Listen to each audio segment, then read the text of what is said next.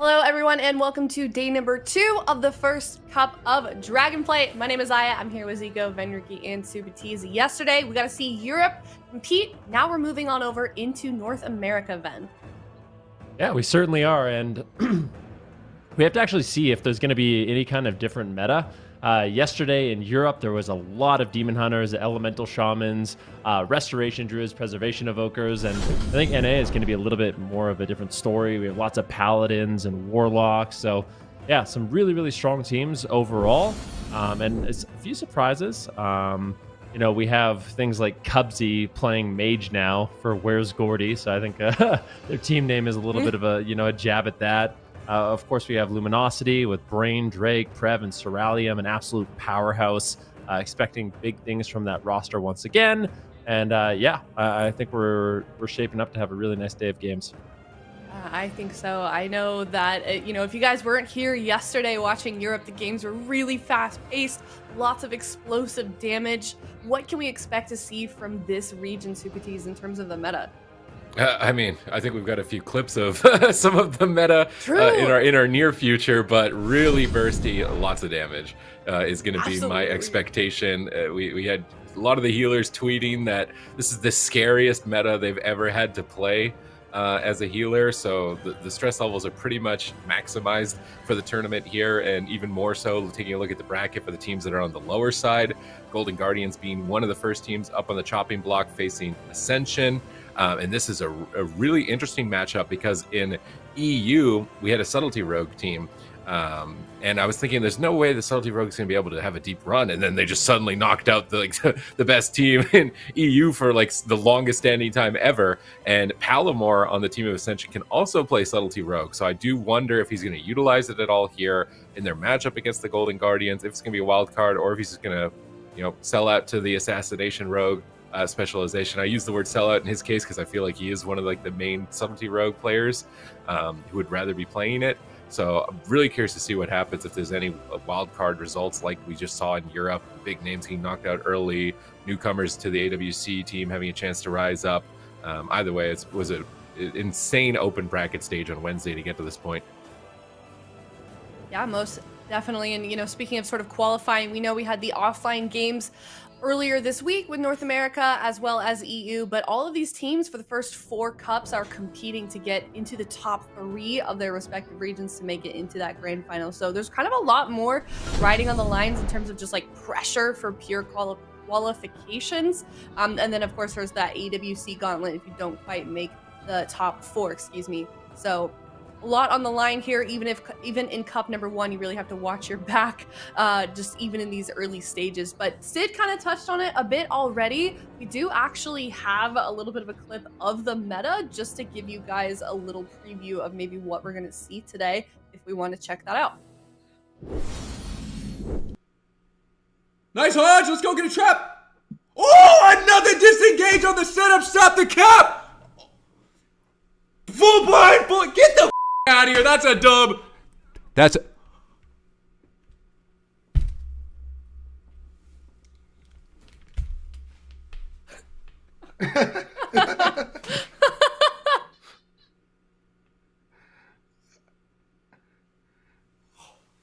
There's no way.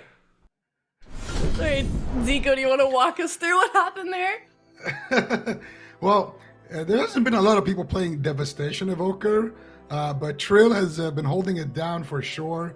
That's a classic cross kill. We saw one yesterday in Europe, but yeah, we saw an insane cross kill here from the Dev Evoker, and that's one of the strengths of the Devastation Evoker. They can basically AOE one shot, and that's basically what happened. Trill just basically getting a double kill right there.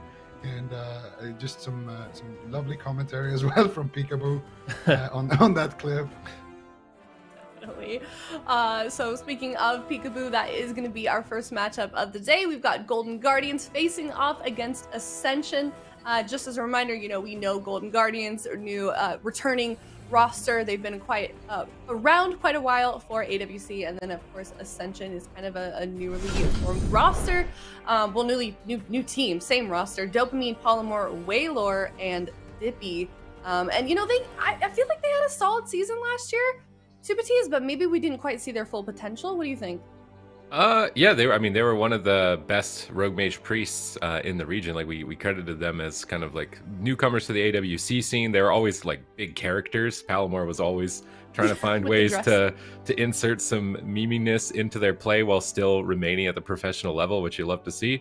But now moving into this tournament, it's like, are they still going to try and stick to that, or maybe they're still caught in the old meta? Is what I'm worried about. Like, are they going to be able to adapt now? Is Whaler going to play more than just Holy Priest? Mind you, we saw Holy Priest in EU have a pretty deep run as well, so maybe you won't need to. Are they going to stick to their mains or adapt to the new meta is the biggest question for their team. Yeah, I feel like that's the question for Golden Guardians as well. It seems like, you know, obviously Rogue, Shadow Priest, Hunter, kind of the three DPS specs that they continuously run with. Then, is this a composition that we're going to expect to see once again from Golden Guardians, or do we see some adaptations maybe coming from GG? I feel like Rogue is pretty strong right now, as well as Hunter, especially on the tournament realm. Having access to all the different gear and foreset and stuff like that, I think is a bit of a power spike for Hunters. But we've seen WizK kind of branch out. I do think Shadow Priest is strong, but he's also been practicing Warlock, which gives him a lot of different options, as well as that Pharaoh Druid and Unholy Death Knight. So he's kind of been the flex player for the time being. And I think with Absurge being able to play so many different healers as well, their traditional comp, which is kind of the Shadow Priest Rogue Shaman, they have a lot of variants from that. So I think it's going to give them a lot of flexibility in this matchup. And unlike Ascension, I feel like it kind of know what they're going to be running. It's likely going to be that Rogue Mage Priest. I would say Golden Guardians has a bit of an edge there, unless we see Dippy tagged in, and that is a possibility. He's kind of like their flex caster right now. He's known for his Moonkin, but he also has been playing a lot of Shadow Priest and Warlock. So Ascension could come out with a surprise in game number 1.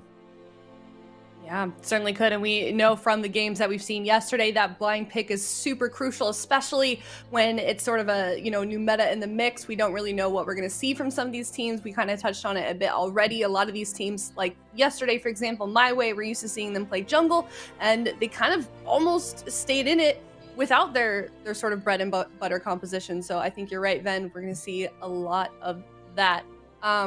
Super Teas, I do want to pick your brain a bit for North America, well, and EU as well. Why aren't we seeing a lot of devastation? Why are we potentially only seeing that in the North American region?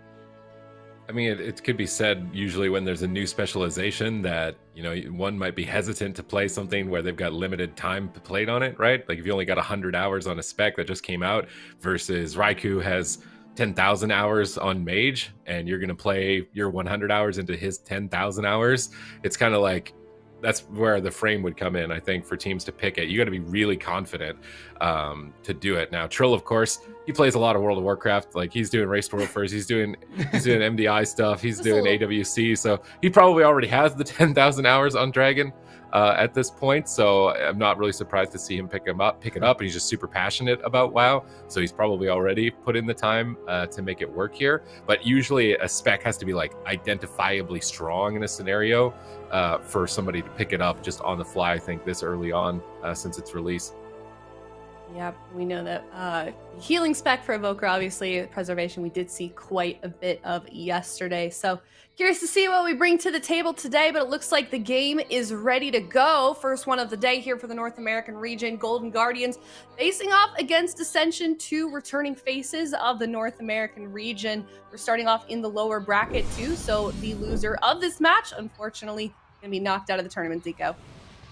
Oh, we already got some surprises here. Absturge been opting for that Holy Paladin now. This is something that we talked about, that Van actually mentioned a little bit in the pregame, that North America, they love their Holy Paladins over here. Absturge has been picking it up. He's been playing it in the qualifier quite a bit as well. And the big surprise for me here is Whaler actually not going to be on the Priest that we saw him basically all of last season. He's going to be leading with that Resto Druid, and Dippy will be tagged in on that Destruction Warlock. So we got a Rogue Shadow Priest versus a Rogue Warlock. Palomar also going to be opting for that Assassination spec, and same thing goes for Peekaboo here. So big changes here all across the board. Double Disarm going out here on both Rogues in the opener. Already getting some Infernals called in here for Dippy. And Dippy actually sitting in that kidney shot right now, taking some damage, but he does manage to survive it. Now fearing Peekaboo with a Hammer of Justice there onto Palomar. Whaler sitting in a fear. Big damage coming out here onto Palomar, but it looks like Palomar will be safe here, not having to use any of his defensives just yet, just that stone form. And now once again, the pressure will be turned here onto Peekaboo. Yeah, if we look at, we actually had a chance to talk to Ascension earlier this week, and they said that they made a hard pivot from playing that Holy Priest, and it seems like they've become a strictly Resto Druid team. Whaler been putting a lot of hours into that spec, so I think this is definitely something we can expect to see from them later down the line. And they've not really been playing RMP according to them, so this is a new composition for them this season, but it seems like they've definitely been putting in the hours, so I'm curious to see how this does work out with them. Of course, on the other hand, Golden Guardians really familiar with this composition except for Absterge on the Holy Paladin, so definitely be looking out for him and his performance and that comfortability, because not something we often get to see him on with this new healing spec. So excited for all of these players with their new compositions, but we're well into this game number 1, almost 2 minutes, 10% dampening. No one in a lot of trouble just yet. Dippy and Palomar dropping a little bit in health. Whaler going to be looking to top that up any moment now, and there it is right now. Dippy trying to get off some Chaos Bolt onto the enemy team. Peekaboo and Wiz, you can see that dip in health, but once again, Absterge topping them up. Oh, Palomar actually with no cooldowns left right now. Shadow stepping back and dropping a defensive smoke bomb. Absterge pushing in here for the double blind. Can he follow it up as well with some more CC? I think he does have the Hammer of Justice available as well to get a fear onto Whaler into a potential hodge there as well. There it is. And Peekaboo just trying to line of sight right now while they have those bleeds sticking onto Palomar, letting Whiskey do most of the damage during that setup. And the setup is endless. They got the silence now as well. There's the full kidney shot into a disarm there. Palomar, what is he gonna do? He gets the Iron Bar, catches a big Swift Mend here as well from Whaler, and that should be enough to keep him alive. Now, one of the weaknesses of the Paladin is that you just run out of juice, and also when you're targeted, Absterge going for the Blessing of Protection instead of Divine Shielding. Very greedy play there, but it does appear to work out for him. He gets feared on his melee wings. Palomar now once again back in the kidney shot, trinketing out offensively. Is it going to be enough? They don't have much. There's the broccoli form coming out for Whaler. Can he keep him alive? He's spamming out the regroups. There's the trinket on the Hammer of Justice, but the gouge from Peekaboo is enough to secure the game here for the Golden Guardians, leading strong here. I really like that offensive push that they did with Absterge kind of leading the charge, going for that double blinding light into, all of this endless CC chain with the fear, with the Hammer of Justice, silence, disarm, all of that good stuff, and just riding that momentum all the way to victory. Sheesh. Golden Guardians taking game number 1. We're going to see how they did it in just a moment, but that looked like a really good game from them. But I don't know, was there a point that you saw, Zico, that Golden Guardians was really in trouble at all? Well, I would say in terms of mana, they were in trouble. In terms of cooldowns, They were definitely ahead. They got the first Cloak of Shadows. They were looking good the entire game. Kind of seemed like Absterge, loss of mana. He used a lot of cooldowns to keep up his team at the end there, and I guess, obviously it worked out for them, but we're going to look here at that replay, Zico. Yeah, and we can see it here. So this is a nice push here, counter push kind of onto Absterge. He goes for the Blessing of Protection, the melee wings, manages to top himself. Now, this is normally extremely greedy, but he is playing with that Shadow Priest. So even if something were to happen there, he could just potentially get a Void Shift there from Whiskey. And then they push in, they get the Hammer of Justice, and look at that gouge on the trinket by Peekaboo into the fear as well. So they have plenty of more crowd control where that came from. And you can see just so much damage coming out from Whiskey and Peekaboo as well. Similar amounts coming out from Dippy and Palomar, but it's just that coordinated assault. The Paladin as well, you can see, adding in quite a lot of damage. And that's a big reason why they favor this healer here in North America. Just a lot of burst healing and also a lot of extra DPS playing those melee wings, which Absterge was running. Also, I do want to congratulate Absterge. We'll see it. We'll see it in this next game here, but there is a fireplace. This is going to sound super random, but bear with me. There's a fireplace behind him, and that dude, he told me that he had that in his closet for like a year and a half, and he kept meaning to build it, and he never did, and it's there. He got it done. I'm so proud of him. Aren't you? He got the cooking fire down, and right now he's cooking up some wins as well. Definitely got the stream set up. He's got Mariah Carey, his tortilla blanket, his little little fireplace, and now he's got the dub for game number 1. So things are looking good for Golden Guardians so far. Yeah, I mean, we're in the lower bracket here. Whoever loses, they get knocked out of the tournament in 8th place. So you got to be comfortable. You got to make sure everything looks good. You got to feel good. You know, it's like when you enter a game, if your transmog is not on point, you're most likely going to do less damage. You're most likely going to lose. And It's the same thing in real life. You know, if you're feeling fresh, everything looks good. That's how you can win. And I mean, just look at my setup here. This is why I always lose. But you're working on the transmog. You're doing that all morning during the tech check. That is true. That is true. My transmog is absolutely fire. Yeah, he's being really sweaty this morning, guys. Just a little insider secret. But it looks like Ascension is locking in Tilveron Arena. No changes from Golden Guardians in terms of composition. So Ascension will be locking in their comp soon. But do we expect any changes given this map choice, Nico? I mean, they could bring in the Rogue Mage, and I'm wondering as well if they could play Mage, Warlock, Druid in this matchup, because I think they have it available with Dippy and also with their Mage here. So it's potential, but no, they are going to just stick with the same composition here. Dopamine going to be chilling on the bench for a little bit longer, and I think it's a good map. So, like, I would say the key weakness of a Holy Paladin is, number 1, you're very, very susceptible to just dying, and number 2, you are you're going to run out of steam way faster than a Druid typically. You know, unless your DPS are doing like twice the DPS of the enemy team. That's definitely a very real possibility. And we saw it in the last game. Absturge didn't have that much mana left. If Ascension could have just prolonged the game a little bit longer, survive a little bit longer, I feel like they actually would have won that war of attrition. So maybe that's what the game plan is here. Give Whaler just maximum range to stay away and not get blinding lighted, not get hodged, not get put into those psychic screams, and just try to kind of drag it out and just win on mana. Yeah. That's kind of what I was touching on before the replay started. It seemed like at the end there, Absurge had like run out of basically anything, or basically everything. So, I mean, is this the right choice for them in terms of healer for this game? I mean, Tolvaron, they have so much room to sort of keep their distance from Golden Guardian and do exactly what you were saying. So I'm kind of worried for GG here in this one. I think, I mean, it's very important as well that they won that game number 1, because if it turns out to be one of those series where the map does play a really, really large role, they will always be able to kind of lose this game, go back to a smaller map, and then bring it back there. So I'm not too worried in the series overall. If I was, cheering for the Golden Guardians, I wouldn't be too worried, but it could be a real concern in this one. However, I do like the Holy Paladin pick in general. In a matchup like this where you won't be targeted that much, and it's going to be up to Absturge to make those pushes that we saw in that last game. Anytime his team has that pressure, he's going to obviously have to cross a large distance to make sure that he can land that CC.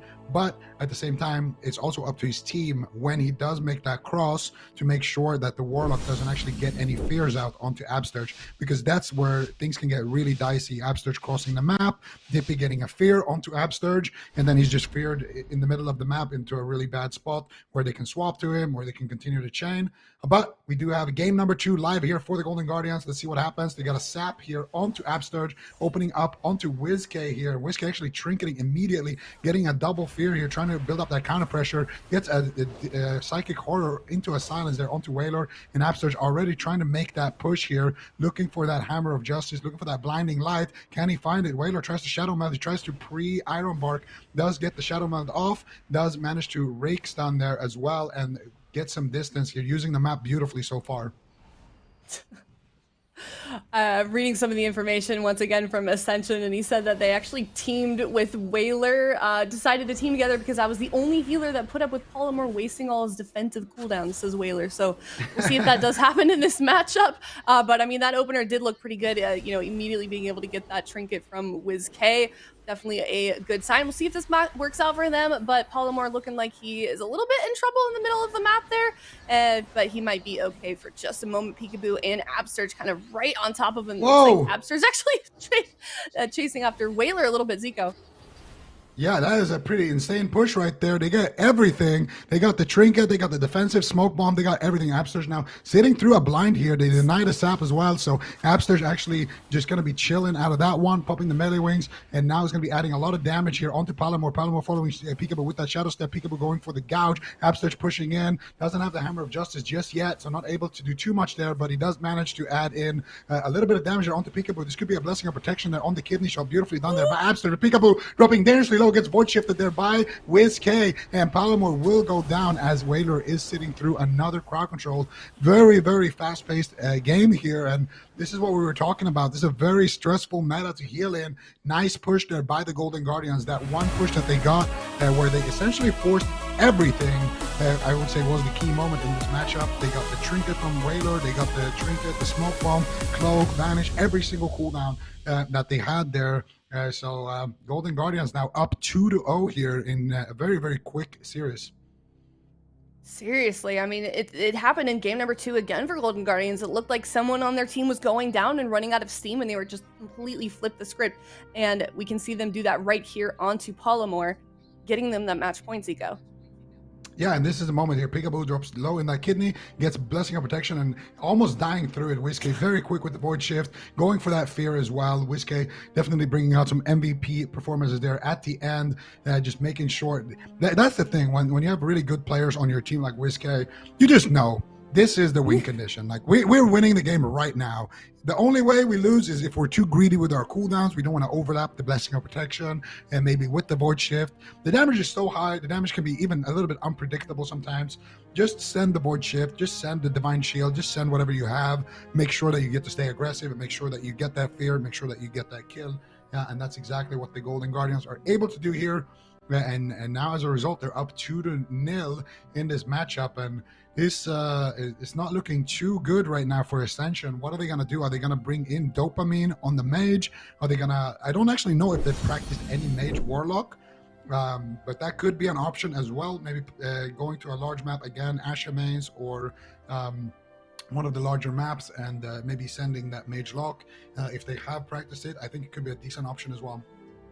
I mean, if they're going to keep continuing to play this composition, Golden Guardians, like, what is the win condition for Ascension? What is their best move if they could play anything that you think they have available to them? I think Holy Paladin swaps, and or just trying to drag out the game as much as possible, avoid those CC chains, but it's really, really hard for them to do so. You know, WizK is pushing in, he's getting the Psychic Horror into the silence. That's usually what starts off the chain, and then Absterge with Freedom just charges in as well and tries to follow up.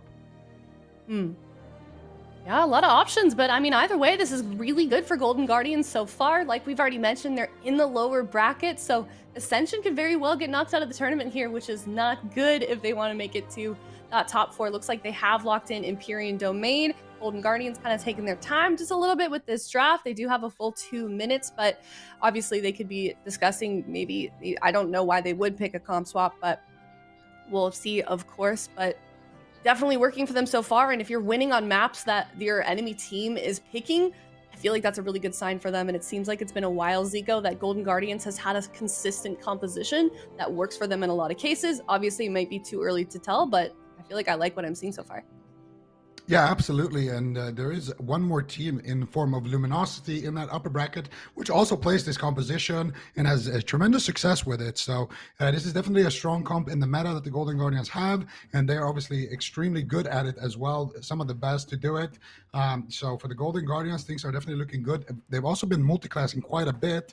And for Ascension, I want to see either the Mage Lock, or I actually want to see RMP and just try to run down the Paladin, because I do think that one of the Paladin's main weaknesses, and one of the biggest reasons to why people don't lock it in Europe, is because people just kill the Paladin. Like, you go rogue, you play with Disarm, you have Master Spell on your team as well, you open up on the Paladin, you pop everything on the Paladin, and then as soon as those melee wings come out, you disarm the Paladin, and that actually prevents his healing So you can do that, and then you also have access to that Master Spell to try to Master Spell the bubble. I feel like that's a really, really strong line of play, but at the same time, when it comes down to that Rogue Mage versus Rogue Shadow Priest matchup, Golden Guardians are extremely good at it, and they've beaten some of the best RMPs in the world with that matchup. So it might be why they're hesitant, but I feel like at this point you're down 0-2. You either go Mage Lock and you try to dampen, or you go with that RMP and you go out swinging Ascension.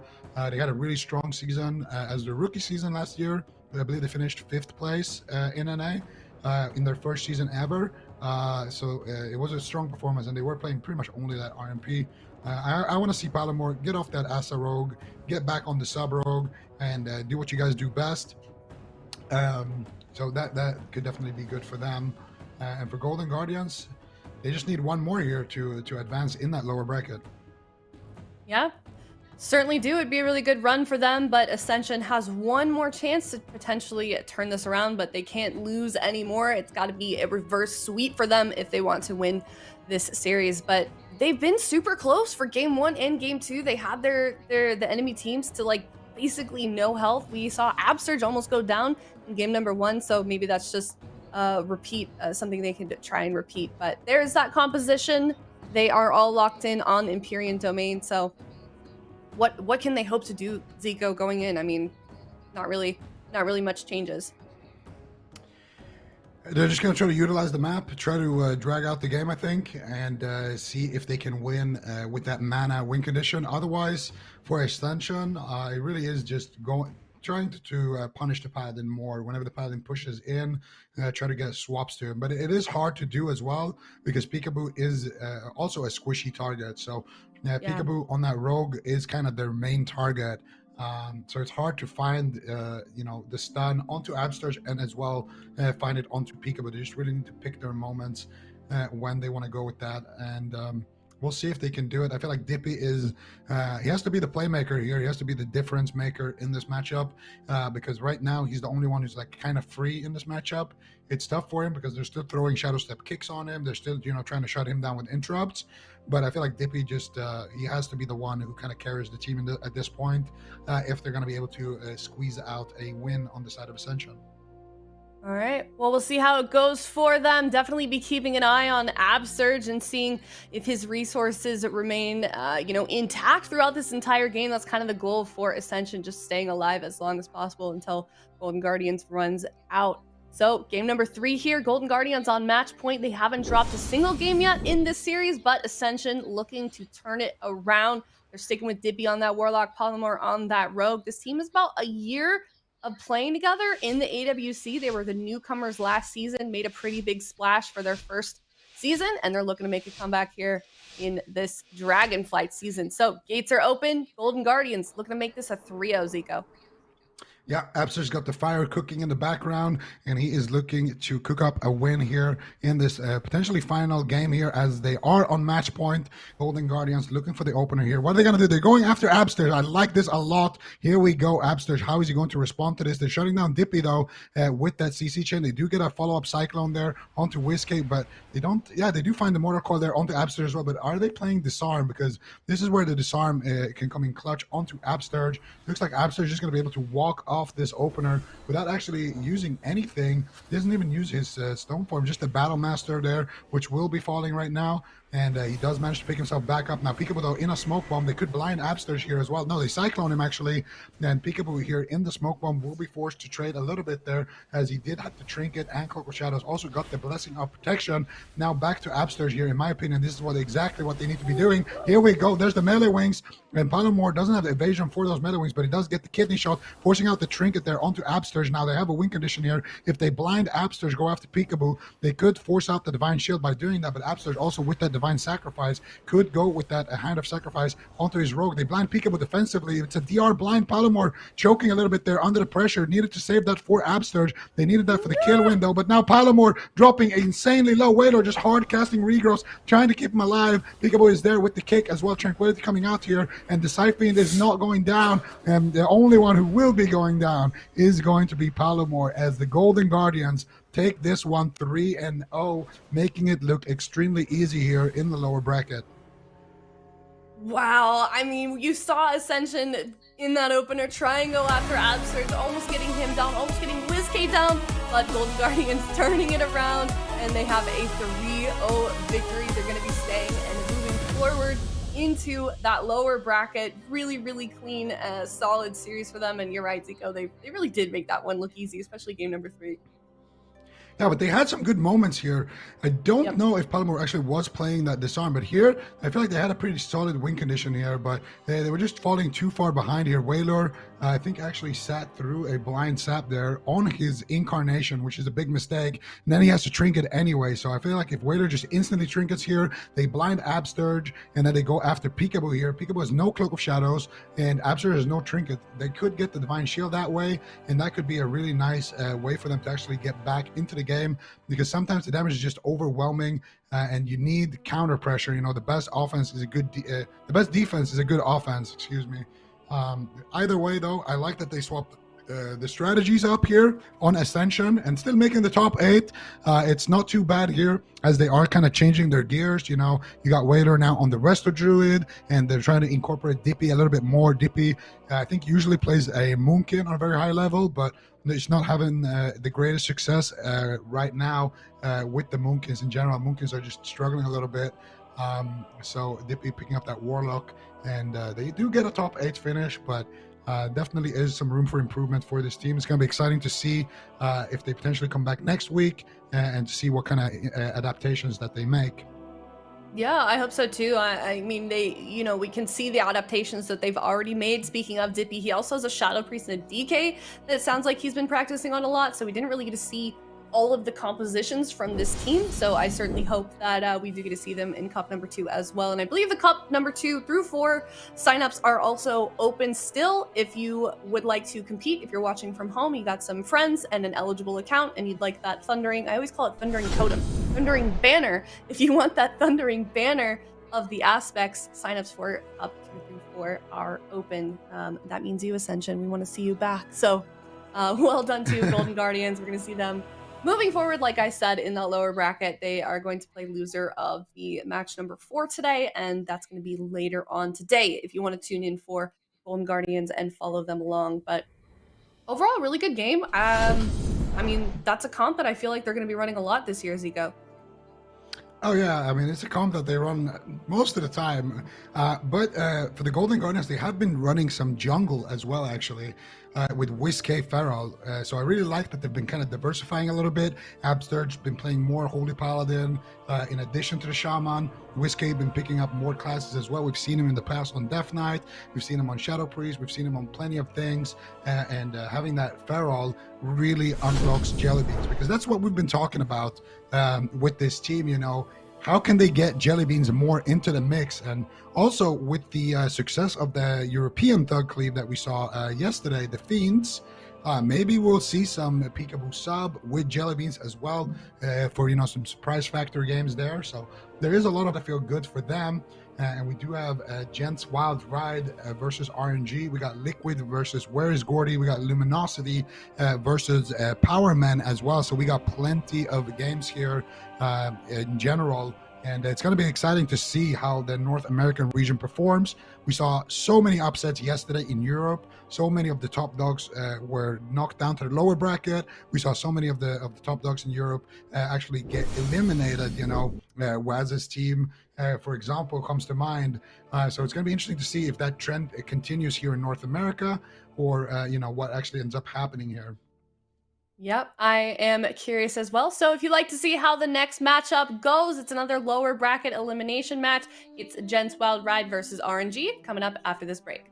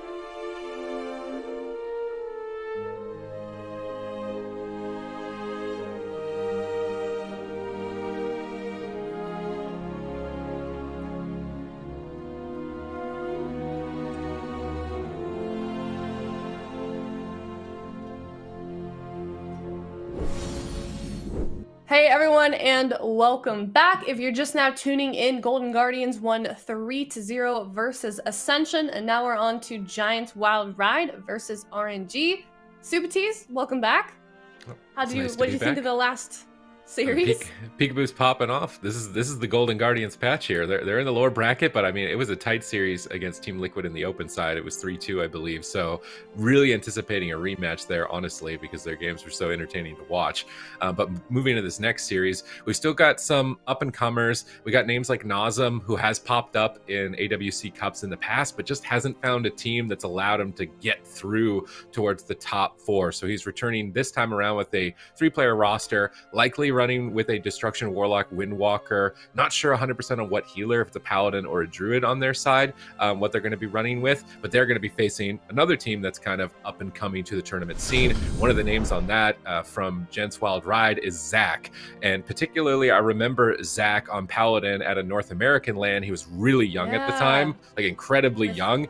I don't remember if maybe his parents were there as well at that LAN. They were, because he was a minor. He was really young, but everybody was really impressed with how insane he was at Paladin. Like, nobody could believe it. They were like, oh my god, like, no, he's like the best Paladin they'd ever seen at that time. And of course now some time has passed since then, so I'm really excited to see how his play has developed since then. He's got a new roster with some standout names like Roasties, who's competed at BlizzCon. GEENTZ is a ladder multi-rank 1 player who's played multiple classes. Goob is a top-notch Warlock multi-rank 1. So like, this team is a lot stacked, as though maybe you haven't seen their names in a while on tournament broadcast, but coming back and coming together, this could be a real curveball team. It's definitely not going to be an easy walk for RNG, Nazem's team whatsoever. Yeah, very true. Speaking of RNG, we can look at those players, Nazem, Devi, and Killa. So, you know, 2 rosters that are pretty newly formed against each other in the lower bracket. So excited to see what we may potentially be seeing here in terms of the blind pick. And I feel like when you have 2 new teams to the scene, you don't really know what exactly you're going to see. But game number 1 starting off soon here. Of course, this is a lower bracket elimination round as well.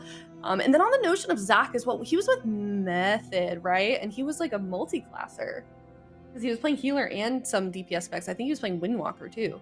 He did flex on a Windwalker. That's what's insane. He's so young, multi-classing, multiple roles, DPS and healers. And what on earth is this? I did not expect a Hunter to come out of their team. Like, I'm thinking GEENTZ is like a Shadow Priest. He's got his name listed as Evoker DPS. He's coming out of Beast Mastery Hunter. We got a Thug Cleave. Now in EU, this composition was pretty nasty. It's a little bit different here in North America, though, with a Paladin and an Assassination Rogue. Really curious to see how they play this out. But of course, RNG leading with their Windwalker Destro comp.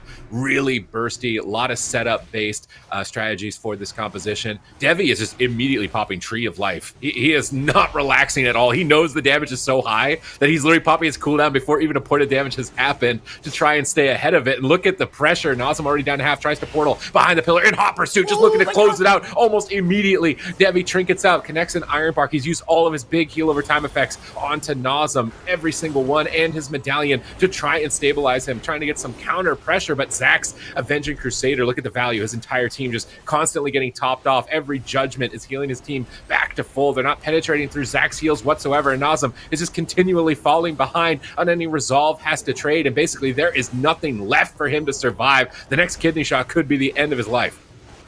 Oh, you can see the desperation in RNG right now, just trying to pop everything they can to try and stay alive.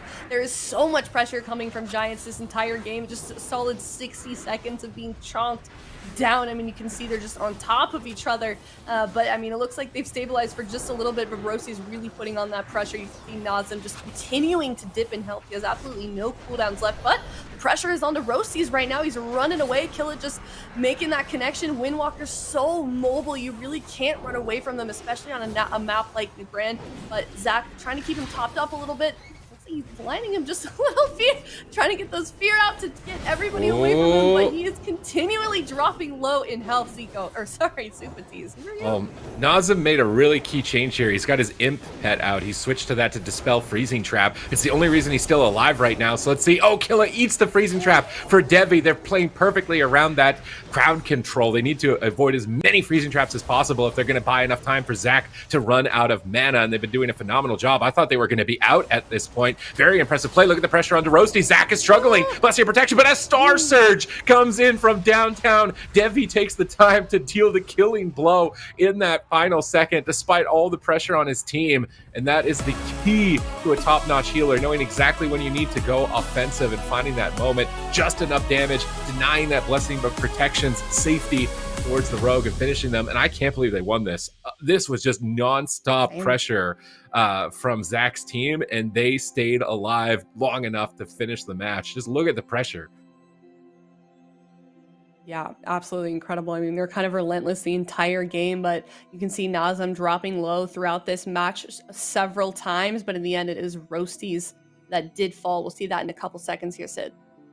Yeah, look at this pressure right here. Killa eats a freezing trap, so he rolled on top of his healer, and you have to aim your freezing trap as a hunter on the ground. He predicted where it would go, secured that, and I mean, Devi had no trinket, so that could have been the end of the match right there if they didn't. Nazem with really good portal usage, line of sighting, and right here, Devi is off screen, and you'll see a little like blue laser beam come out from the bottom of Roasties right there.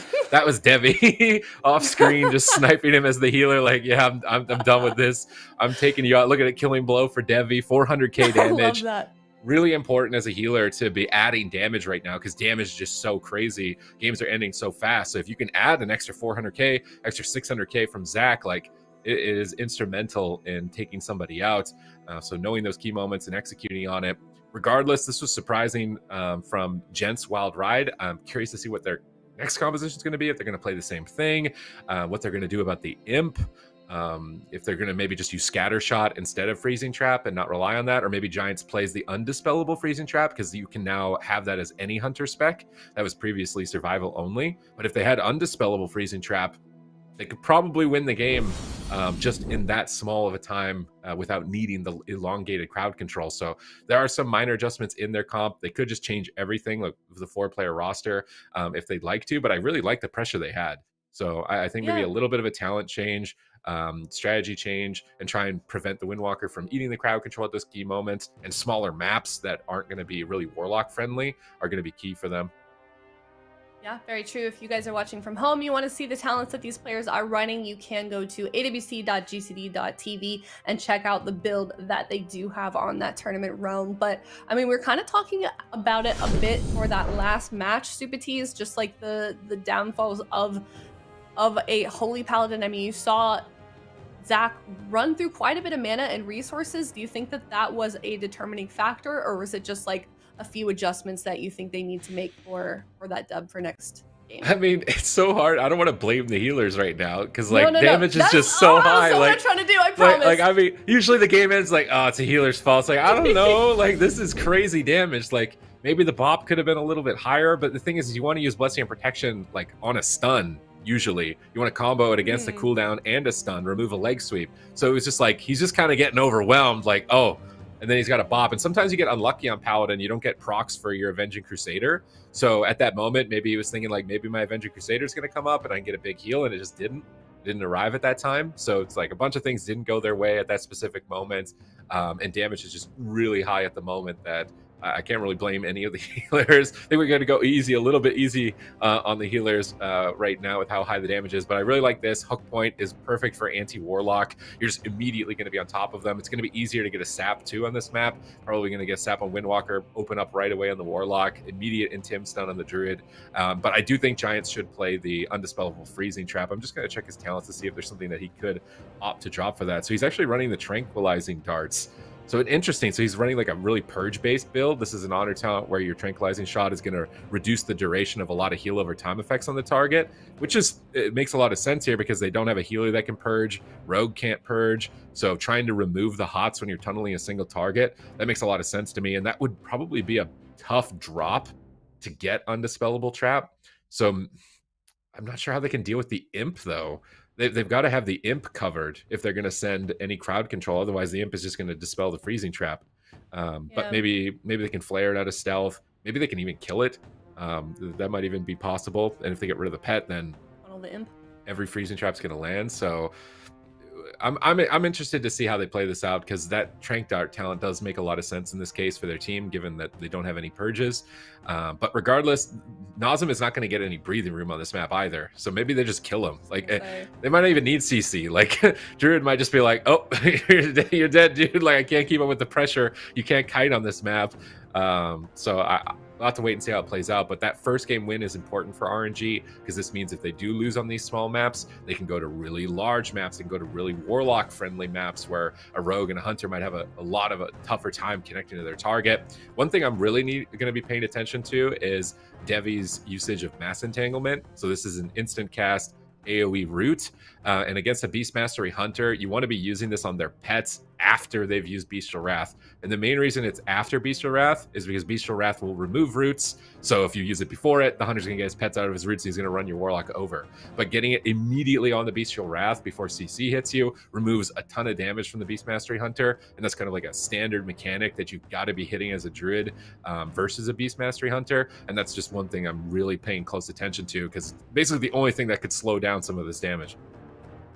Yeah, we'll definitely be keeping an eye on that Hunter. I guess that is kind of a benefit of being on Hook Point. This is a very, very tiny map, so be sure to keep an eye out on that Warlock. Nazem on RNG is going to be having a little bit of a difficult time with the really tight quarters that this map has. This is GEENTZ Wild Ride's map choice, so we're going to have to see if they win this one and get that tie. But if RNG wins here on Hook Point, that is not going to spell anything good for GEENTZ Wild Ride. This is elimination as well, so the pressure certainly on for this team, but we know how close it was for game number 1. Well, Roasty's moving up, gets the sap, early pressure onto the Warlock right away. How is Devi going to respond? He's instantly stunned. This is the best opener you could get as the Hunter Rogue, but they don't chain the crowd control. Looks like they weren't able to connect it. They go for a scatter shot instead. Is that going to be enough to take down the Warlock? Nazem's looking way more stable. That was most of the crowd controls, unless they're going to commit blind, but Roasty's is in a leg sweep, and Zach is being greedy here, not using the Blessing of Protection immediately on this. This is Serenity. This is a lot of damage. They need a response. That sacrifice is killing Zach. He's just redirecting damage and has to bubble the redirected damage. That's devastating, but they go for Hammer of Justice. They get Trinket. Smoke Bomb comes down. Can they close the game out onto Nazem? Big heals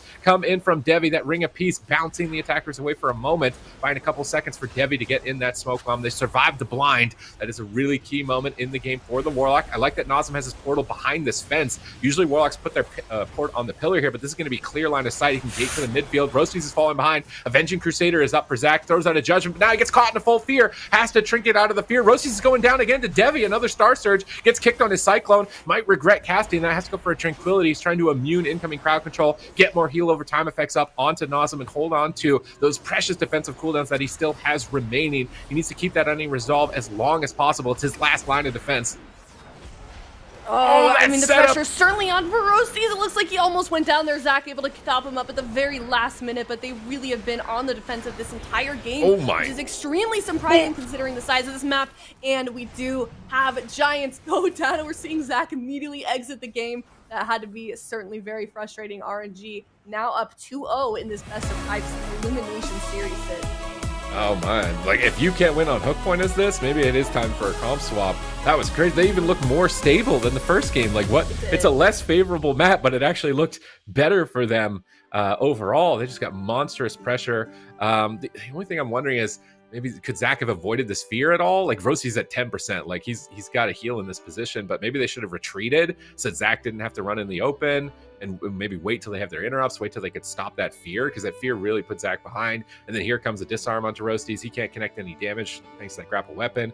Gutso just swaps over, Fists of Fury flying, parrying any potential kidney shots, and he goes for a leg sweep, and with a paralyze. This is just clean setup. Trinket Cloak. Windwalkers don't necessarily care about Cloak of Shadows here, so they root up Gutso, try and get away, but Roasties just gets bashed DR, and that bash held him close enough, and then they just swap. Just like, where did Giants go? Like, we're thinking Roasties is dead, and they just do a hard swap to Giants in that final moment. If you can't win on the small maps as this, then there's definitely some big problems for them moving into the future, because I would think that it does only get worse after this point in terms of map selection. Well, I mean, they do have a 4th player that we haven't yet seen on Giants Wild Ride, so they definitely have the potential to switch things up a little bit, but yeah, for sure not looking good for them so far. It's really not, it's got to be a nerve-wracking position to be in when your comp isn't working and you're on match point, and you're in that position where do we try and make it work again when we know that we can make it work, or do we switch things up and try and come at it from a different angle. There's really a lot of thought that goes behind these draft rules. We're now going to see Giants Wild Ride. They have 2 minutes to pick their map, and then RNG is going to respond with their composition. They've got 2 minutes to do that, and then Giants Wild Ride then has 2 minutes to choose their composition. Actually, they only have 1 minute. That changed in Shadowlands, so they have even less time to make those choices. But looks like they are going to lock in Ruins of Lordaeron, Sid. And I mean, due to the fact that they got to lock their comps in faster this time around, you've got to like plan your series out beforehand, right? You got to think about like, okay, on the small maps we want to run this comp, on these maps we should run this comp, for this team we need these comps. Like you got to have that pre-planned ahead of time. Otherwise, you get in this situation where you've only got a couple minutes and you're second guessing what you're gonna do. That's kind of like, you know, you left your homework to the last minute the night before, and it's like, Mom, I need some help doing my homework, and it's like you're not getting it done at that point. It needed to be solved or resolved like at that point. But RNG is not making any changes here. I don't think we're going to see a change. This is a good hunter map. Just run down the warlock. Not a lot of good points to line of sight. But actually he's going to be going on a Shadow Priest. He's going to be flexing over, running the composition we saw the Golden Guardians playing and had tremendous success with. So let's see how it plays out here. I think this is really good. Like you can just destroy a Windwalker Monk with this comp because you can just bop off the Karma. All the pretty much significant portion of the defensives are gone at that point. Windwalkers just die in kidney shots. Really easy to exploit them. And the Paladin healing is really strong against Destro Warlocks because Destro Warlock is like more sustain, incinerate, shadow burn damage. Not so bursty as it used to be. So Paladin Melee Wing's just going to heal through that while the Windwalker's running for his life the whole game. So this makes a lot of sense to me. And the Shadow Priest is a lot less of a liability than a Hunter. I don't think a Shadow Priest is going to be like, whoa, how did I die? Like it's going to be slowed down a lot more comparatively to a Hunter. And Giants is a phenomenal multi-classer on the ladder. So this makes a lot of sense. Almost maybe a bit surprised they didn't start with this. But we'll have to wait and see. Potentially, maybe I'm jumping the gun a bit because I do remember like WizK dying to Windwalker Monks in other tournaments. And I think that might still be the case. But having a Paladin on your team instead of a Shaman in that composition, I think is going to make a big difference. What do you think then is the win condition now for RNG, given the comp swap? You can go Shadow Priest just to kind of slow him down a bit, and then swap Rogue is really good. So you get like double leg sweep by going Shadow Priest if they're going Windwalker Monk, and then you can just switch depending on where the Paladin puts his cooldowns. If he bops one, kill the other one, sacks one, kill the other one. So just getting a double sweep, double setup, and then swapping is going to be really important for RNG overall. So I'm curious to see how they decide to play this out. The gates are about to open. It's Runes of Lordaeron. It's match point. It would be a fitting final resting place as it is a cemetery. Roasties is immediately sprinting in, getting a sap onto the Windwalker. So maybe they're going to do a Warlock strategy. Are they going to switch it around? It looks like they're actually going to go Warlock. They might regret leaving a Windwalker open because Windwalker has great peels for a Rogue, disarms, stuns, and if a Windwalker is on your back, you can absolutely get eradicated. So going Destrolock could be a risk here. Giants is going for that Void Form activation, trying to get the Dark Ascension, now that he's running. Opting not for the Void Form, but doesn't land any Void Volleys, unfortunately. Here comes Zwen, and Gutso is setting up massive damage. Roasties triggers, he gets Vortexed on the Life Grip, but doesn't get devastated too much. Full Fear onto Zach. Giants is down to half already. Zach trades out Sacrifice, Avenging Crusader to try and get his team back into the fight, but now they're swapping to the Holy Paladin. Oh, I love the swaps from the Windwalker. Now switching back to the Shadow Priest, but here comes the Hammer of Justice onto the Druid. Zach is all over Nazem. They're overwhelming him. A triple Fear comes in from Giants. How are they going to recover? He's so low at this point, spamming Fear, but will he survive? He ports out of the smoke bomb, but Devi's caught in a blind. I think he could just go down. A stun onto the Druid, knocking Nazem into the room, trying to stabilize here. Actually, Ring of Peace knocking his opponents away, buying a couple of seconds to get some heals, but he needs some counter pressure. He's just not finding it. Nazem is getting overwhelmed. He's going to try and gate, but Nazem is still stunned up and gets crushed, and that looked way cleaner from the sides of GEENTZ Wild Ride. There was almost no scary moments with their composition here, and now it's RNG. They're going to need to figure something out. I wasn't expecting the Warlock, honestly, to be the main target for this. I thought he'd be a bit tankier than he ended up being, but now having seen it play out, probably going to some really Warlock-friendly maps. I think so too. I mean, it is a good thing for GEENTZ to be able to get at least one game in this series, but given that it's going to be RNG's map choice coming up next, they're going to have the draft pick advantage. But first, let's take a look at game number 3 and how Giants was able to secure that last victory. I'm really excited regardless. And now moving forward here, where are we going to go? I'm trying to predict. Big map, probably, right? I think Mugambala wouldn't be a bad map. Like the monk and the warlock can both use that, and I mean it's a map that's becoming increasingly successful because it's really crazy for portals on warlock that we've been able to find out. And it's really good for monks, and mostly we're noticing it from solo shuffle. I feel like anybody gets a solo shuffle with a warlock and it's Mugambala, everybody's like, oh no, it's Mugambala sure that's not with the just warlock. Confirmation bias from you? It's not just me. I watch other people, and everybody knows when they get Mugambala with a warlock, everybody is kind of just like, oh, the gateway's going up onto the balcony, the portal's going up onto the balcony. Like it becomes a lot more difficult to deal with it. But actually, not doing that at all. Going to a completely neutral map.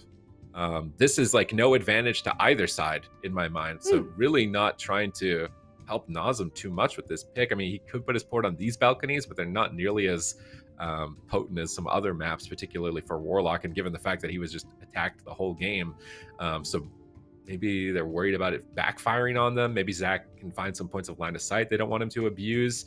Maybe they're going to switch their targeting. I don't really like attacking the paladin here specifically, which sounds strange because attacking a paladin is usually like the best thing you could do, but with a windwalker and a destro, I feel like fearing the paladin, and even in one fear, a windwalker could kill a rogue or a shadow priest, would be better. So maybe not swapping to the paladin when they did in that moment in the last game, because that just let roasties and giants free for like 10 seconds, and in that freedom of the 10 seconds they completely destroyed the warlock. I think I'd rather see him going after shadow, going after rogue, making swaps around onto those two targets as opposed to the holy paladin. And let Nazem try and sneak through for fears. Maybe Devi sneak in for a bash clone. Maybe cycloning more in general, because this comp doesn't have a lot of interrupts, at least not ranged interrupts, it has none. So if the druid can get any clones, stop damage outright, slow down the pressure, disorient their go, right? So they're not getting cross crowd control immediately, might also be one thing to try and take advantage of, as opposed to trying to stay back and avoid CC. But it's really tough to call. Maybe that's just a walk it off game, like, you know, they changed their comp. We were in a different frame of mind. Okay, now we know what we need to do. Yeah, I think so. Definitely not a bad way to win a series 3-1, but it's not over just yet. Giants Wild Ride so far making a bit of a comeback. We'll see if they can repeat that success here on Tiger's Peak. If you look at also RNG, when we spoke with them earlier this week, they said that this was one of their favorite maps from the ones that they want to choose. It seems like they kind of prefer these neutral maps. They didn't actually say why, so maybe we'll see right here in Tiger's Peak. Once again, this was their map choice, and they are on you know, they're very close to getting that 3-1 victory here in this series. So we'll see what they do. About 30 seconds in, Zach stuck there behind the pillar for just a little bit, but everyone looking good so far. Not a crazy opener just yet, Sid.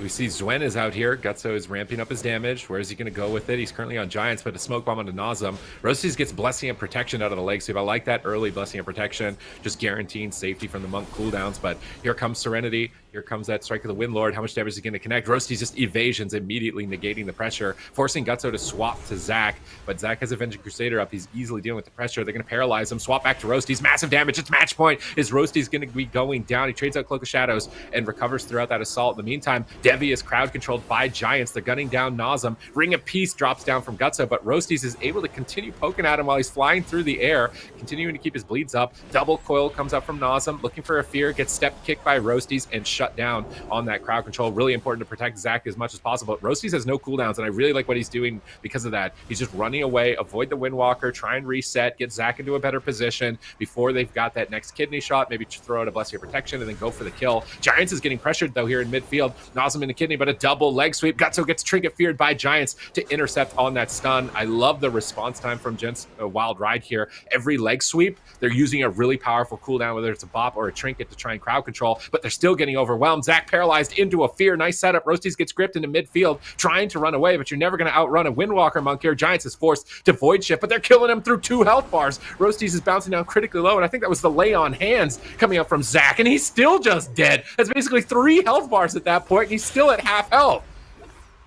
Giants Wild Ride really not looking good right now. Giants and Roasties super low health, quickly running out of steam as well. Not really many defensives left on the board. He's Stack doing his best to try and keep them topped up, but Gusto and Nazem just relentless, and we do see them drop, and that is the 3-1 victory for RNG, and they're going to be moving forward here in the lower bracket. Unfortunately, that is the end of the line for Giants Wild Ride. Oh man, Hard fought. I almost feel like if GEENTZ Wild Ride had started with this composition, but maybe not, because like maybe RNG was the one that just needed. Okay, that was just a bad game. We'll figure out what we need to do for the next one, because they came back and looked as clean as they did in the first two. Really solid team here. They've only got 3 players. They've basically only got this composition. I can't imagine seeing them change. Nazem is always coming to these tournaments as Destro only, and he's really not yet got a patch where like Destro is the thing, and this is pretty good right now. So like this could be a good opportunity for him to make a run in this first cup. And this pressure that they had, like they got Void Shift, which is basically a free health bar. They got Lay on Hands, that's basically a free health bar. And then they're still just chunking down Roasties at this point in the game. It was unbelievable, the pressure that they got. And I love the coordinated crowd control, double coils, finding fears, forcing Divine Shield, and then just like overwhelming him with pressure on top of that. Still going offensive, parrying any potential kidney shots here. Devi getting offensive with Star Surge throughout this series. Really well, high synergy team, which is important when you're running a comp like this that's so setup oriented. The fact that they're coming in as newcomers, as a new roster to AWC, they had a very impressive performance. Yeah, very impressive indeed. If you're watching from home, you want to see what they're running for that build, awc.gcd.tv. But here's a look at that damage breakdown. So, I mean, the trade-offs were pretty even, but obviously the pressure from RNG was just too much to overcome on the side of GEENTZ Wild Ride. And hopefully we see them next week for Cup number 2, because I do really want to see what this team can do. We didn't even get to see their 4th player. And I think there's a lot of untapped potential there, Sid. Yeah, definitely. And I mean, that's going to be moving forward, right? We also got a lot of changes coming into the near future as well. So possible different compositions, maybe some new healing specializations, like Disc Priest is getting a lot of changes and improvements, Miss Weaver. So there's going to be a lot that the players need to be on top of, which is honestly pretty stressful at this case in this scenario, because you're already probably second guessing yourself on what comp you should be playing. And then next week, well, these 3 specs seem to be a little bit better, so maybe we should try those. I'm interested to see if the teams who commit to one thing, like this is our comp, this is our bread and butter, or this is what we play, regardless of the changes, and we're going to try and make it work, if they do better than the teams who are constantly flip-flopping to whatever they're trying to predict is the next meta. Yeah, it's definitely got to be stressful for the players, but from an audience perspective, I really enjoy seeing things change sort of between cups. I think it's interesting to watch, but I do feel for them having to sort of adapt that quickly. But I think that is what is gonna separate some players from being able to make those adaptations, make those changes in the meta, and implement them into something that helps them continue to succeed. So that being said, RNG, we're going to see them play again a little bit later today, right before the last series of the day, and that's going to wrap that up for now. And I think we're going to be moving actually to the upper bracket. Up next, we've got Liquid versus Where's Gordy, Sid. Where's Gordy? Why is their name Where's Gordy? It's probably because Cubsy is playing Mage now. I'm going to be real. I didn't expect that. I didn't expect that at all. Everybody knows Cubsy, Resto Druid God, Healer God. I'm 99% sure he is now the arcane mage of the team. Wealthy Man probably playing Rogue now, more so on this roster. Flop on Resto Druid, Chun-Li as a Windwalker flex onto other classes. Really curious to see what the comp they come out with here. I'm expecting a Windwalker in the initial stages, but Team Liquid, we know this team. They've been together for a long time now. Mez, Sidu, Samayam, and Trill. They're going to be running it down with some crazy burst damage, potentially with Trill and that Evoker, or just some standard Death Knight, Demon Hunter between Trill and Mez, which I would say is like, when that comp is good, like they are one of the scariest teams to play against when they run it. Yeah, very true. So if you'd like to see how that series goes, we're going to head to a break. It's going to be Liquid versus Where's Gordy up next.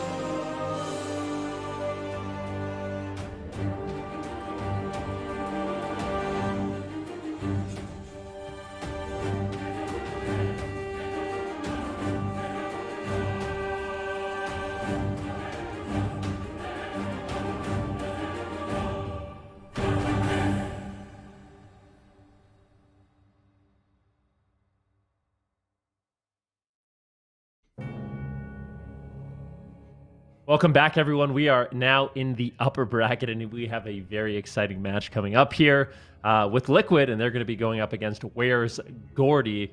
I'm Benrique, joined with Zico, and those lower bracket games are very intense, Zico.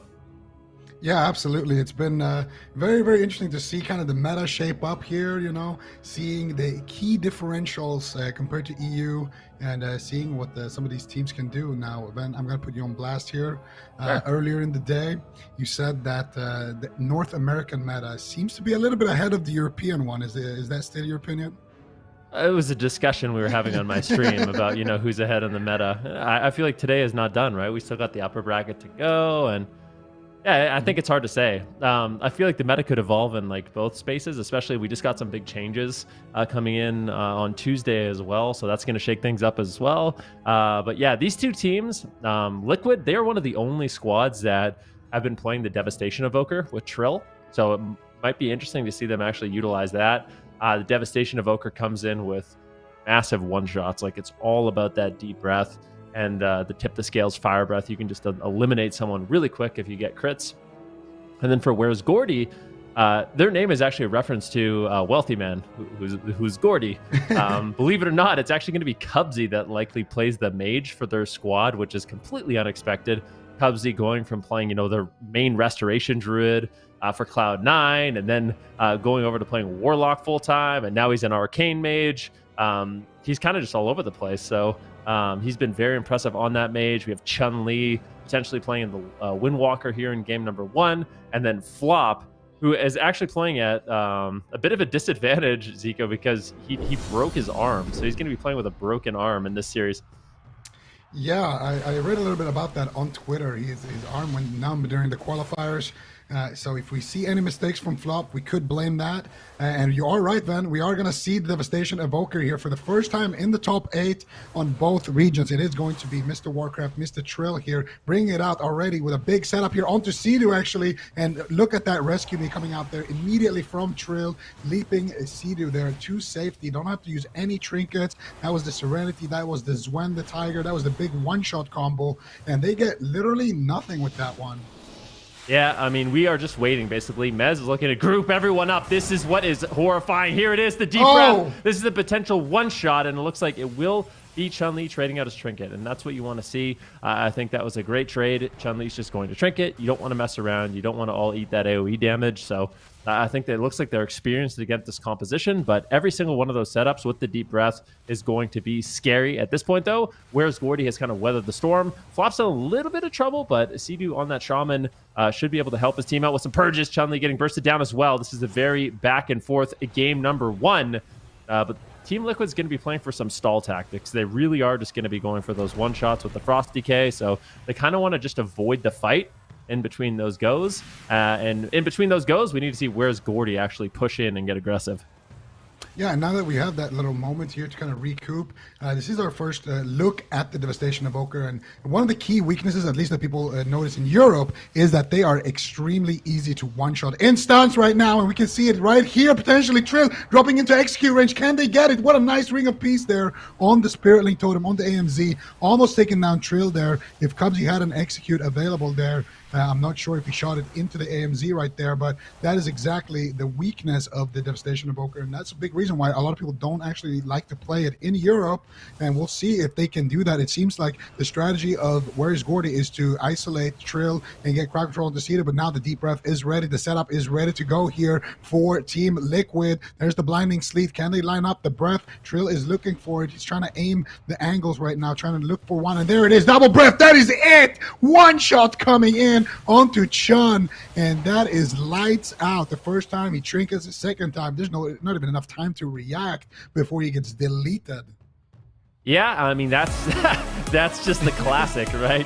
That's the classic. So Devastation Evoker, if you can get everybody lined up, you can literally kill their whole team. And it's such a scary thing to deal with. What makes it even more difficult is when you have someone like Mez, a very experienced Frost Death Knight, gripping everybody in, getting the Blinding Sleets, keeping them all locked down. And if you mess up, if you slip up even a little bit, it's just going to be lights out for you. So we can see exactly how that does play out here. You can see Cubsy right now just getting a little bit of damage on Mez, kind of forcing some pressure. But I think they actually played it relatively patient here at the end. See, Mez is just playing on top of flop. Chun-Li is trying to keep his distance, but as soon as he's in there, you can see the double blinding sleep. Fills in a little bit of crowd control right now. He actually ports it out. Yeah, very nicely. How does he... What happens here? So he gets gripped in once again, chains, and then Trill he sends it. And that deep breath does such a crazy amount of damage right now.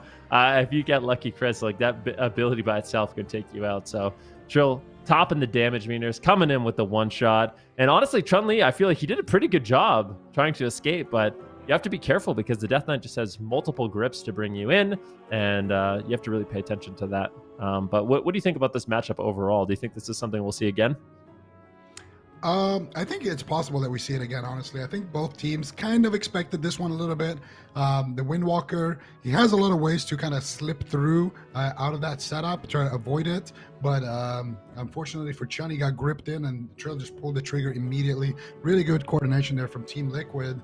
I don't know. It feels like if you just mess up once, you're dead. And that's kind of the problem with Windwalkers right now. I feel like Windwalkers are another one of those glass cannon specs right now where you can deal insane amounts of damage in very short periods of time, but you can definitely also just absolutely get deleted. So it really takes a lot of finesse, knowing when to be aggressive, when to be defensive. I feel like there was some kill opportunities there as well onto Trill on that Evoker. So I feel like we might see the same matchup again. It didn't look too bad for either side. I wonder if Chun-Li should mix up some of his talents.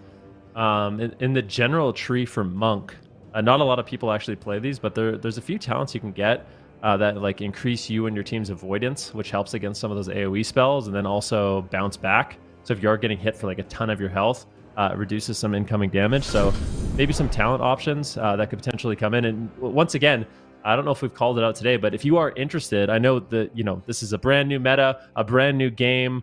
These players are trying out lots of different builds. If you are interested in checking it out, you can go to awc.gcd.tv and check out the AWC companion. You can see all the talents, all the gearing that these players are running. If you're interested in their builds or what little tricks and tactics they're coming up with, I look at it a lot just to see what exactly they're doing. But yeah, definitely check that out. We have Liquid locking in the same composition, and we are going to Ashamane's Fall. So where's Gordy? What are they going to run? Because you want to know something what's really funny is a lot of the best Windwalker monks in North America are playing Evoker. So I would say one of the other best Evokers in North America is actually Chun-Li. He's extremely good. So we could see like an Evoker, Devastation Evoker showdown right now. Like maybe see Arcane Mage, Devastation Evoker locked in for this one. I would like that because Arcane Mage, I feel like, is really, really good at avoiding those double deep breaths. So if it's just the Evoker getting hit, maybe it's a little bit easier to deal with. And yeah, we can see those specs here. I like that call out, of course. You can see what Cubsy is running on that mage, and he is actually running the 4-set there, which is, in my opinion, very, very good for that Arcane Mage. Now, he's also running the PvP talent, Arcane Empowerment, which makes your missiles hit harder. It's a pretty unconventional pick, I would say. A lot of the time, you go with maybe Ring of Fire, or Temporal Shield, or Klepto. Those are some of the other options that you could run there, but Cubsy does opt for the Arcane Empowerment. I actually kind of like it whenever you have a free talent, which you get against Shamans because you don't really need that Kleptomania. It's a good choice. We're going to see where is Gordy here, locking in the exact same comp, going for a little bit larger map, and yeah, I don't think it's too bad. You can see Cubsy's spec here, and yeah, I think it does look good. He's actually running, I think actually exactly the same build that I run, so a pretty solid option. Some mages, if you do say so yourself. If I may say so myself, I think it's a great option. He's not running that Radiant Spark, which a lot of mages actually in Europe, they do like to run that Radiant Spark, but it gets dispelled a lot of the time, so it's not too potent a lot of the time, but you can get some nasty one-shots if you do manage to get it off, and then get like 2 ticks of missiles and then double Palm Blast barrage. So interesting there for Cubsy for sure. Definitely an approved spec. And another thing that we haven't called out yet, since we were talking about the AWC Companion as well, is the fact that the competitors are also allowed to stream their perspective in the tournament. And I think Sea-Doo actually is running his stream live right now. So a lot of these players are streaming, and we can see their social medias. You can see their Twitch channels as well. Go give them a follow. Go check out, if you, for example, want to see how healing in this meta is, you can go check out Sea-Doo. If you want to see how playing a DK is, you can definitely check out Mez, check out all these players, and just get the best possible experience if you are interested in just seeing exactly how they play instead of listening to me and Rookie talk. I mean, you could do both, right? Like you go to the stream and watch them and then have us unmuted. Like there's a lot of different options that you can enjoy for right now for the AWC. But yeah, it's been awesome so far. I think Dragonflight has really kind of kicked off with a bang. The meta is really quick. Like these games are fast. And I expect this next game to kind of be the same. It's just going to be all about basically the one-shots coming in from Liquid. They're going to be looking for those setups. Sea-Doo, yeah, he talks about this composition being a setup comp, and in a way it is, right? If they can get those setups with the double stuns, that's going to be their opportunity to win. And then on the flip side, if the game just kind of plays out standard and, Chun-Li, Cubsy, as well as Flop can avoid these setups and kind of just weather the storm during the deep breaths, then they're likely going to pull ahead in the match. So that's kind of like the little mini game that's going to be going on in this particular match. We are going to Ash Remains Fall, a larger map, so Chun-Li hopefully is going to be able to get away a little bit easier, but it's not an easy thing to do, especially if Liquid decides to just go after the Druid. You go after the Druid, I mean, what do you do as Chun, right? Like, you want to go after the Evoker, you want to go after the DK, but if you get too close to your Druid, you get grouped up. So we're going to need to see some beautiful rings from Cubsy, some beautiful polymorphs to really try to slow it down. If you can, Dragon's Breath, to just try to buy a little bit of time for his team. Yeah, I think Cubsy is going to have to really work on that disruption. And Cubsy is actually not playing the Shimmer, so he is playing that cast while running talent. And he does get the Arcane Surge off onto Trill. Trill is going to be the target of choice here. And here comes the setup. Double blind. No. Chun-Li is on top of his port. This is disaster. They might just send Flop right now. Here comes the damage. Nice bubble there by Flop with that Tranquility, but he did have to use his Trinket. Chun also had to use his Trinket. Then he get counter pressure here onto Trill, and they get any more CC. They're onto CD. One more poly. He's in XQ range, and Cubsy here playing a beautiful offense. Sea-Doo a little bit late there, I think, with the Trinket, and that was a very explosive match. If they just lived to that next deep breath, I think Team Liquid were looking solid there. Maybe a little bit of greed there, defensive overlap potentially on the side of Liquid. Yeah, I think that's right. I mean, where's GORDY? I want to see exactly what happened in the replay. I feel like Sea-Doo may have played that one a little bit greedy, but definitely Liquid had a good start offensively. They got the Trinket from both Flop as well as Chun-Li, so that next setup, like you said, was going to be absolutely devastating. So you can see there's the Trinket Tranquility. Chun-Li also traded out the Trinket Karma, and then they kind of just send some damage here. We have a Polymorph onto Sea-Doo. Let's see exactly what happens. There's a Ring of Frost down, and Sea-Doo, he's just not able to get there. He trades out his Trinket, but I think he might have been against the wall. And there's like something happens when you're a Resto Shaman, or if you're against the wall, you can't actually use your Spirit Link Totem. So I wonder if that's actually what happened and why he wasn't able to get off the Spirit Link Totem. But yeah, definitely a really aggressive start here from Where's GORDY. Yeah, I think also Trill, he was in that AMZ, and he realized that he's probably not going to survive if he stays in that AMZ, so he tries to go for the rescue, get the shield from the rescue, and also go over to Sea-Doo so he can get that link. And I think Sea-Doo maybe didn't want to overlap his Trinket, or he Trinketed a little bit late there and then ran into that standing on the wall thing. You can see it right here. Trill, he drops into XQ range, he shields himself there with the rescue by gripping Maz and himself to Sea-Doo so they can get that link. And then Sea-Doo actually, I think, tries to Trinket link. It can't get it off because he's on top of that wall, and then he gets stunned on his Trinket there by Flop. So really good offense there as well by Flop to kind of capitalize on that little split second there. But what a turnaround there, and that's what's so scary about these arcane mages. If you leave them free, they can definitely deal some very, very potent burst damage, and that I think is a big reason why Arcane right now is one of the most favored mage specs. You have the Kleptomania, which is just good in general into like Evokers and Resto Druids, but also just having those big one-shot abilities like the Execute, that Arcane Barrage when you drop under 35%, and also the Arcane Surge, which once you get it off, you have that big buff that just empowers basically all your spells by I think 35%. So Cubsy definitely making it look good here on the Arcane Mage. Yeah, it is impressive. I feel like Trill may have played it a little bit greedy. I mean, obviously, when you're going back and look at the replay, it's a 40-second game. You're going to be able to point out some mistakes, but I think Trill played it a little bit greedy with his Obsidian Scale. He had another charge. I think he actually may have used one offensively, so he couldn't be stopped on like his damage. But yeah, I'm curious. We are going to Hook Point, so Liquid has chosen a really small map, which makes sense, right? They want to play the Frost Death Knight. They want to get everyone grouped up, and the smaller the space, the easier it is for them to potentially do that. Now for Where's Gordy, they have some time here. They got about 40 seconds. What are they going to do? Is it going to be the same composition? I don't really anticipate that they're going to be swapping, but yeah, I'm curious to see. There is options. I don't actually know what Wealthy Man has been playing, so I don't know what they're going to be able to tag him in for in this series. I know Chun-Li, he's been practicing a lot of Windwalker Monk as well as the Devastation Evoker. Flop is obviously a tremendous multi-classer. Cubsy primarily playing that Arcane Mage, and this just seems to be their comfort pick. So once again, locking in this composition, I think overall it's pretty solid. And Liquid, they have a lot of different options at their disposal, so they could mix it up. Just it's hard, right? Like if you think about that game, they basically died with all their cooldowns up.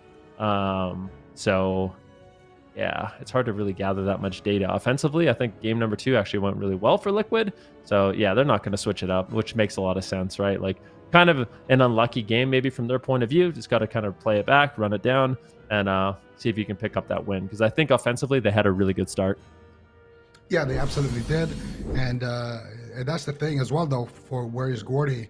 If Cedo gets that link off, they would both be in a kind of similar situation where both teams have their most kind of precious trinkets down on the Evoker and the Shaman, and also on the Windwalker and the Resto Druid. So that next go would be, the one that decides the game. If Cubs can get a Sheep and get that leg sweep from Chun in time, they could definitely still win that game on the side of Where's Gordy, but also on Liquid. If they can get the blind into the double breath, they can definitely also grab that win. So definitely an even match despite kind of how it looked. I just feel like for Liquid, it just didn't go as planned defensively. So they can just, shake that off and see here if Hook Point can be the deciding factor for them. We saw, Asher Mains in that previous game. Large map, very favored here for the Druid team, for the Windwalker. And then on the Liquid side, they want everybody to be stacked up. They want to get Mez have an easy time, get those grips out, and just stack everything up for Trill to send his AoE on. It's fun. It's like honestly, I've been playing a lot of this expansion, like a ton, and one of my favorite things is playing the Devastation Evoker and just getting a triple deep breath. Like, it is having the most fun. Everyone's getting AoE down below you, and yeah, it's a very satisfying thing. So I'm kind of jealous of Trill in these matchups that he gets to like pull these setups off because they are fun to do. But we'll see. It's interesting that Cedo is actually playing the Shaman. I wonder if he's going to be playing like Sky Fury Totem. No, he's not. So he's not going to be adding in the Sky Fury Totem. But I think having the extra purges, and I also think in terms of longevity, Shaman isn't too bad. The Restoration Shaman is actually, I think this is kind of its debut, right? No one else has played the Restoration Shaman in the top 8 so far in either region. That's correct. That's correct. So yeah, an interesting choice coming in from Cedo, but obviously a comfort pick for him. I know he's been playing a lot of Paladin, a decent amount of Druid, as well as that Preservation Evoker. I don't think anyone's played as much as him. So bringing in the Shaman for obviously some very specific reasons. Perhaps the Arcane Mage being able to ground a lot of that damage and interrupt could be strong, but we need to see. Honestly, I feel like Cedo needs to try to avoid this initial polymorph coming in from Cubsy. I think he's using like the mass invisibility and getting a polymorph off or Ring of Frost off, but avoiding that initial crowd control. It's not easy to do, but it's very important. Yeah, and that's what we're going to have to take a look at. If Cubsy does get knocked out here, I do believe he is in a regular invis there. and not able to get anything. He's just going to go for the Arcane Surge there from his Mass Invis. So they go with the Paralyze there onto Sidu, and a lot of damage here onto Trill, but just not enough CC here onto Sidu. Kind of a weak opener, actually, I would say, for Where's Gordy. I would have liked to see Cubsy move in, drop that Invisible Ring, and try to take it from there, but they still have a lot of damage here onto Maz. And look at Maz, he's trying to group them up here, trying to actually go after Cubsy, and you can see Flop, he is off screen right now, just trying to stay as far away as possible. Mez is trying to get there for the Panda racial, actually. Mez on the Panda DK, he grips him in. What a nice sheep. He trinkets to get the Blinding Sleep, but only hits one player there. Deep Breath does come out here. Flop might just flop here. He does trinket, trade out the Tranquility, the Bark Skin as well, but Chun-Li has his trinket, and Cubsy as well as his trinket and his Ice Block, so not too bad here defensively for Where's Gordy.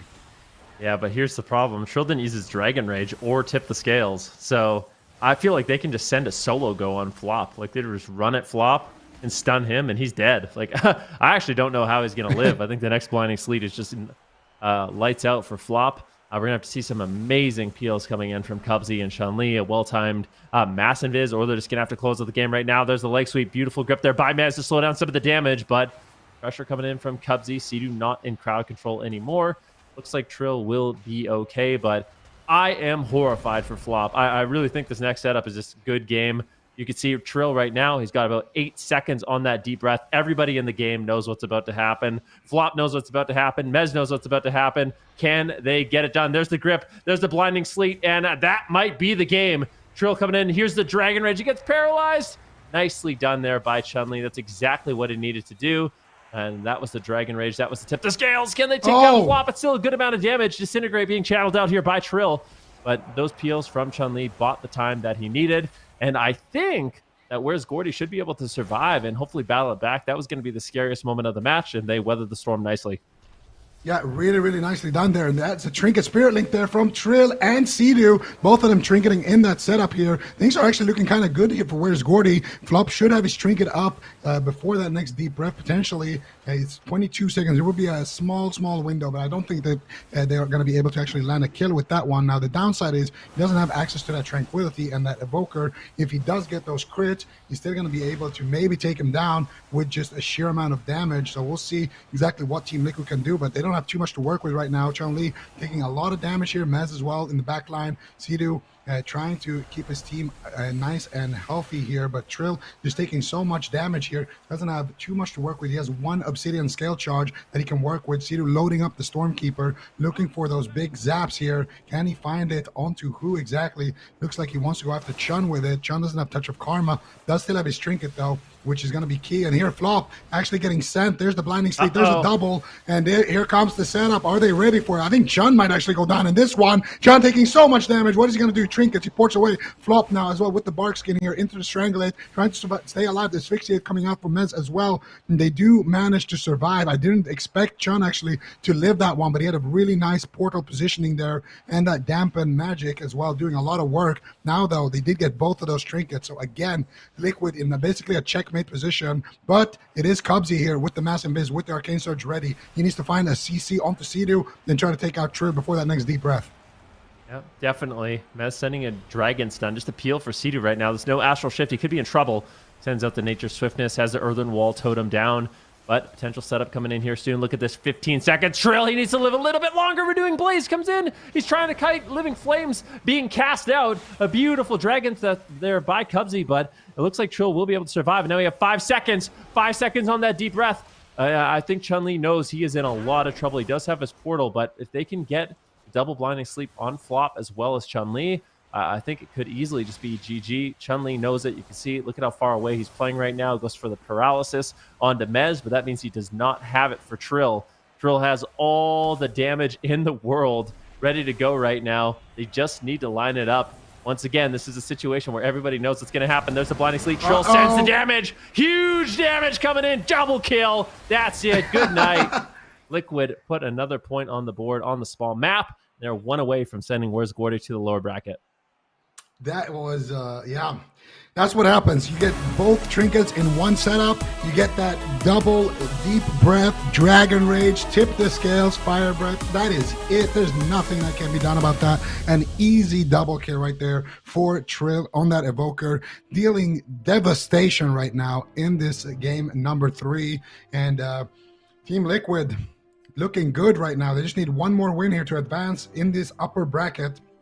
But let's take a look at exactly how they're able to do it. Flop there, almost going down here in the setup a little while ago. And here is the setup that gets them both trinkets, I do believe. There is the double sleet into the double trinket right there. And here is the close moment actually onto Trill. Trill almost going down here. He's in execute range. I think he actually got hit by an execute. I wonder if Cubsy didn't go for that Ring of Frost there and just try to do more damage. He might have been able to actually secure the kill, but that was really their window on the side of Where is Gordy to take down Trill on that evoker. At this point, they're just trying to stay away, trying to stay alive. Flop is trying to pre-tranquility on the blinding sleep, trying to avoid the setup. They're trying to drop a Ring of Peace. They know they are absolutely toast as soon as that blinding sleep comes in. And here it goes. Chun-Li rolls in, tries to bait it, gets caught up, and there's the double, and then there is the dragon rage, and here comes the tip the scales. Boom, headshot, and that'll do it. Definitely. It's that moment. I called it out so many times. It's like everybody in the game knows what's going to happen. You know, you and I both know. All the audience knows. Like, they're just waiting for it to happen. It's like, is it going to happen? Is it going to happen? Are they going to get one shot? The devastation evoker, that deep breath is so horrifying. It is so scary.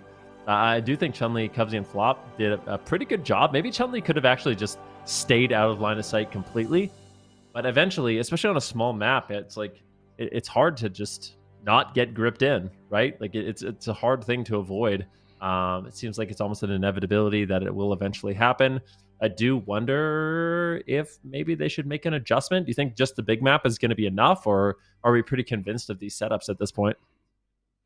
I think the big map definitely is going to help, but I don't know, man. It feels like if you make one mistake, or not even necessarily a mistake, if it's just a big setup happens and you both have to trinket, it's just over at that point. You can never get double blinded, essentially. That is the game that you're playing. It's hard. It's a really hard game because, you know, there's grips, there is a lot of ways actually to do it. And you're a melee, you know, the Windwalker, like if the evoker stacks on your healer, you can't really hit anyone without stacking as well. So it's definitely a tough position to be in. But they are going to go to the Imperial Domain. Large map should help. And I really feel like Liquid actually going to be mixing it up here. There's no way that's accurate. Yeah, there's no way that. I don't. That draft. There's no way. I don't believe that.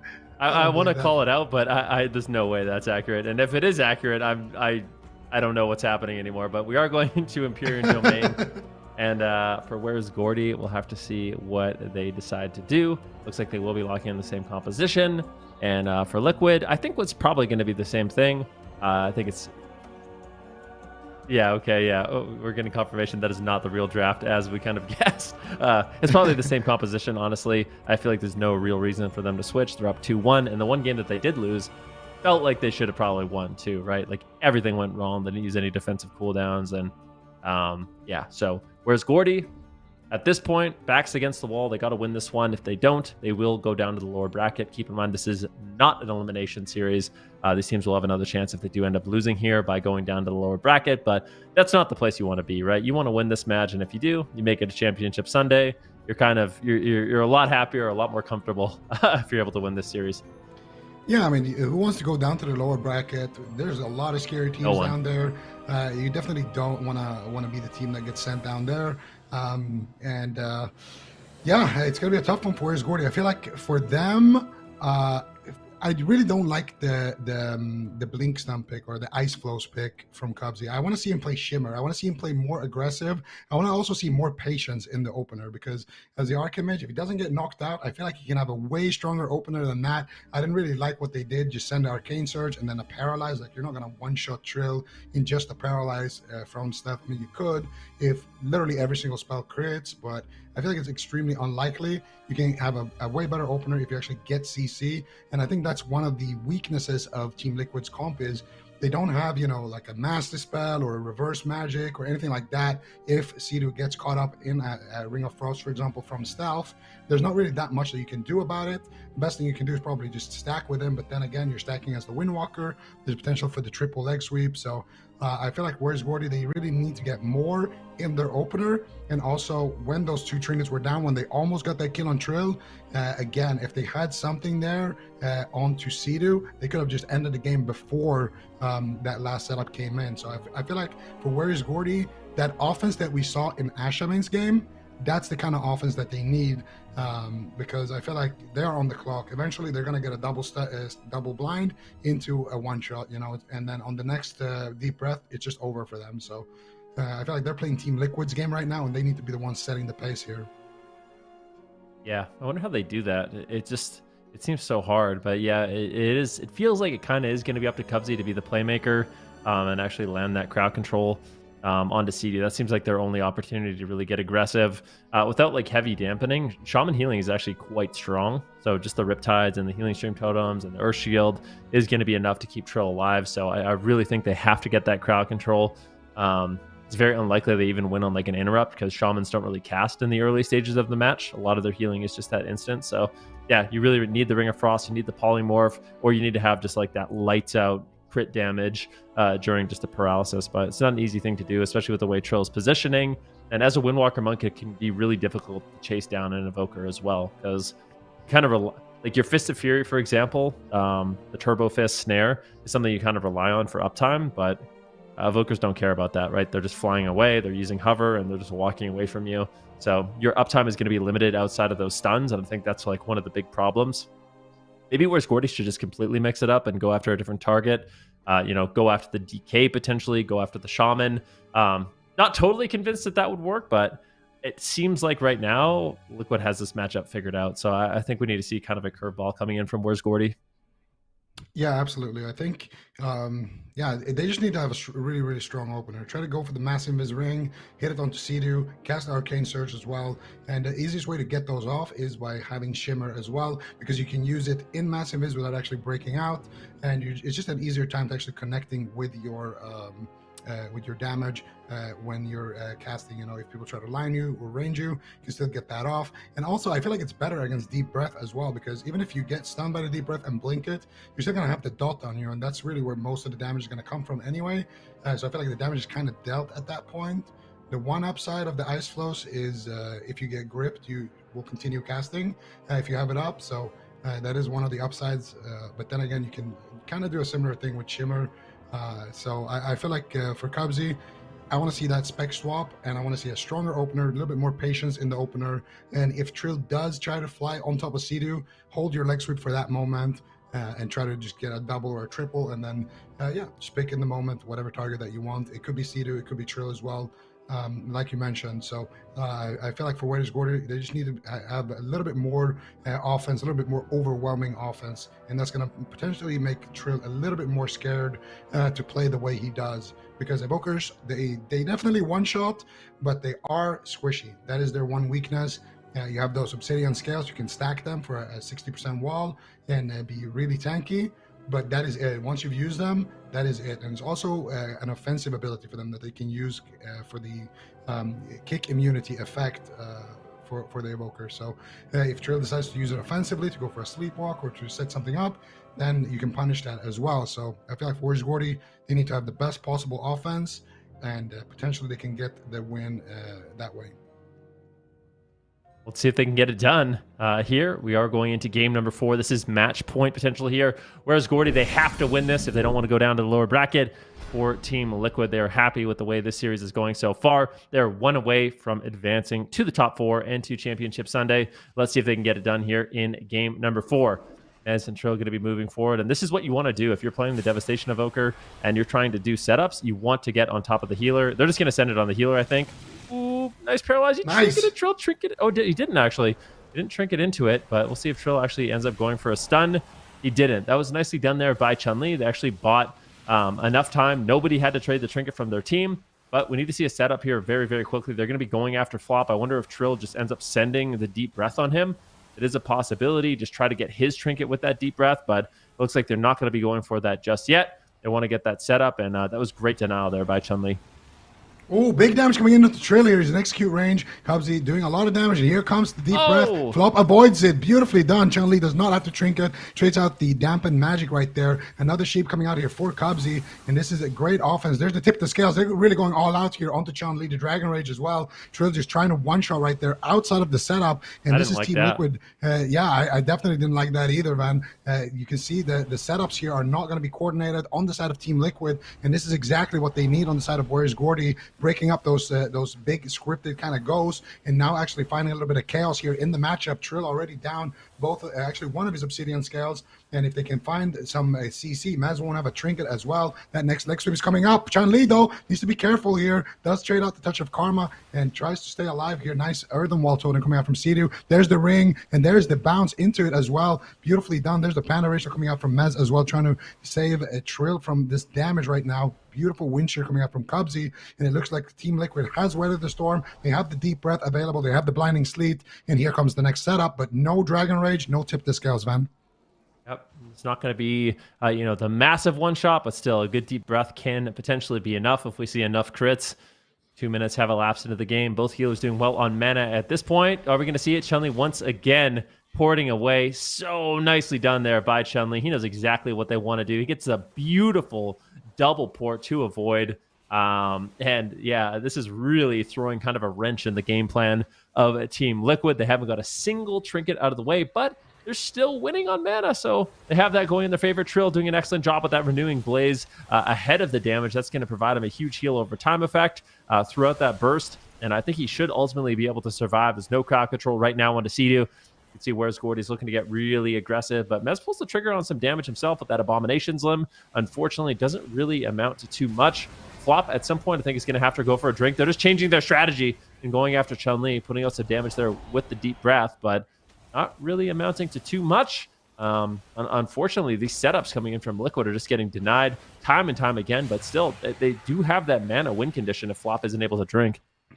Flop is actually sitting down, I think, for a drink right now. It looked like he went in stealth there for a second, but might have been pulled out as his mana bar is not going up. Eternity Surge coming out here now onto Cubsy. He's taking some damage. Nice ult time there by Cubsy.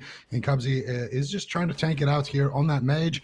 And Mez actually getting a lot of uptime here. Trill going for that sleepwalk. Here comes the leg sweep. There's the paralyzed Chun-Li doing a solo setup. Nice peels from Mez with that asphyxis down onto Chun-Li there. And now once again, it is Liquid here looking ready to go. About 10 seconds left on that next deep breath. Trill trading out his last charge of that Obsidian Scales. Eternity Surges coming out. Big damage coming out from Trill, but they do avoid it with that line of sight. Cubsy here looking for the polymorph, and this is one of those moments where I feel like the Shimmer actually helps you secure that CC a little bit easier. Cubsy trying to potentially get something onto Sidu, and it doesn't look like he's going to be able to just yet. Now finally going for the polymorph. Does land it here. Nice port there on the grip by Chun. Expertly played. They know the setup is coming here. They can't be too aggressive. Now Chun pulling the trigger here, getting aggressive onto Trill. That will be the anti-magic zone though coming out. Nice Ring of Peace there on the anti-magic zone by Chun, and they need to be careful here. They need to play it surgically. They need to play it perfectly here on the side of Where's Gordy. A lot of pressure coming out onto Trill. There's the leg sweep. Another asphyxiate stun to slow down the burst damage. Sidu in the ascendance here, and here comes the double blind. Here comes the deep breath. Trill is getting ready. He's got everything. There's the Dragon Rage. Flop might just flop here. Trinkets out. Uses the bark skin there as well. Holds on to his tranquility bubble. Chun-Li though also forced to use his trinket. That next setup could be KO, and Cubsy with no ice block as well. Almost going down there. Flop as well. Huge damage on the Flop. There's the trank bubble coming out in the nick of time. Flop, I don't know if he's going to be able to survive this one. Does manage to duck into bear form, but he just gets deleted by Trill. Unbelievable amount of damage coming out here from Team Liquid just in one setup, man. Yeah, I mean, I really... You have to give a big round of applause to Chun-Li in that match. I mean, I feel like he played the beginning stages of those matches like flawlessly, like really putting on a clinic on that Windwalker Monk on how to help avoid those setups. But at the end, they get caught in one, and it's just too much pressure for them to really deal with. Liquid gets the setup. It's going to be the Dragon Rage. It's going to be everything. So we can see exactly how that does happen here. Right about 18% dampening. You can see Trill's in a little bit of trouble. Chun-Li just kind of going for it with the leg sweep. But now Mez is in a prime position to grip over Flop and get that double blinding sleep. There it is, triple deep breath, Dragon Rage, massive damage on Flop, and you kind of get the feeling that maybe Flop's going to be able to survive here. You see they do a little bit of a setup here on the Cubsy, getting some burst damage on him with the Eternity Surge. It's a large amount of burst. Cubsy blinks away, but look at Flop. He's still in trouble. He does have the Iron Bark, but opting not to trade it, and at this point, he's just taking unbelievable damage from Mez. I mean, that's got to be some big Obliterate crits, and Flop just gets absolutely destroyed. So, I mean, I feel like I need to see that again. Like, what happened to Flop? Did he have time dilation on him? No, I think it's Eternity Surge Chrono Loop twice. Did he have Chrono Loop on him? I think I think it's an Eternity Surge from the Disintegrate that procced. That's what actually forced the Trank at least, and I think that might be what killed him as well. And we'll see it here. His health went down so fast. I think it might have been a Chrono Loop, but we'll see. Yeah, let's take a look here. So right now, this is where the Disintegrate comes in, and there is an Eternity Surge right there, and he has NS. It is Chrono Loop? That's why his health goes to 1%. Trill got him in a Chrono Loop. You can see his health is up, and then Chrono Loop procs dead. Oh, that is nasty. That is absolutely nasty. Yeah, and that's just one of those tricks. That's like one of those tricks that the Devastation Evoker, as well as the Preservation Evoker, has. But basically, if you don't know what Chrono Loop does, is you can lock someone's health in place. So let's say Flop's at 10% health. You use Chrono Loop on him. Even if he heals himself up to 60%, after 5 seconds, he's going to be returned to that previous position. And it can be really difficult to deal with that, as you can see there on the AWC Companion. But yeah, expertly done there by Trill on that Evoker. Like I said, though, I think this is actually a pretty impressive performance from the side of Chun-Li, Flop, and Cubsy, at least in that last game. But ultimately, the damage and setup is just overwhelming. Sidu, Mez, and Trill, they had the right composition. They had the right strategies. They were able to execute, and as a result, they're going to be earning their place in that top 4. Yeah, that is just insane. Liquid, kind of, that's what I like about Team Liquid. They're not scared to try out some of these new toys that we see, and a lot of the time they're kind of, a trendsetter in that way. They're gonna take this one kind of easy here and just enjoy the rest of their day off. Moving on to Championship Sunday tomorrow. Where's Gordy? They're gonna be going down to that lower bracket. They're gonna be sweating down there with the likes of, the Golden Guardians, for example. So it's definitely getting stacked down there now with this team down there as well. And Trill definitely showcasing the Evoker there, just doing so much damage. And I think a lot of people are going to start re-rolling. I can hear the factory already printing out a couple of Evokers per second now, as we see probably the ladder is going to be full of this. I love it. Evoker's so fun. It is so fun. Like I said, I mean, you get those deep breaths, you get those Chrono Loops. It's just the most satisfying feeling. And yeah, Trill, he's been doing an excellent job on that class, picking up really quick. I think he's at the top of the ladder in threes as well as in solo shuffle. So yeah, really putting a lot of work into making that spec look amazing. So that does lead us to our next series. As you can see here, look at the bracket. We have Where's Gordy? They're going to be going up against the Golden Guardians. So that is a tough one, right? Because you have two kind of powerhouse teams you would expect to be in the top 4. One of them is being eliminated today. It'll be an exciting match for us to watch, but definitely stressful for them. And then, of course, in the lower bracket, you still have RNG. They will be playing the loser of this next series, which is Luminosity Gaming versus the Powermen. And Luminosity Gaming, they formerly known as Kawaii. So this is a team you should know at this point. They're basically the most dominant team in North America. They have a ton of different compositions at their disposal. They're kind of known for their Fire Mage, Windwalker, Paladin for a long time. But you have Prev that plays the Shadow Priest, sometimes the Moonkin. Drake has gone away from just playing the Windwalker monk. He now plays the Assassination Rogue. He plays the Feral Druid. This really is a powerhouse team, but they will be going up against the Powermen. This is Thugonomics kind of leading the charge on that Destruction Warlock.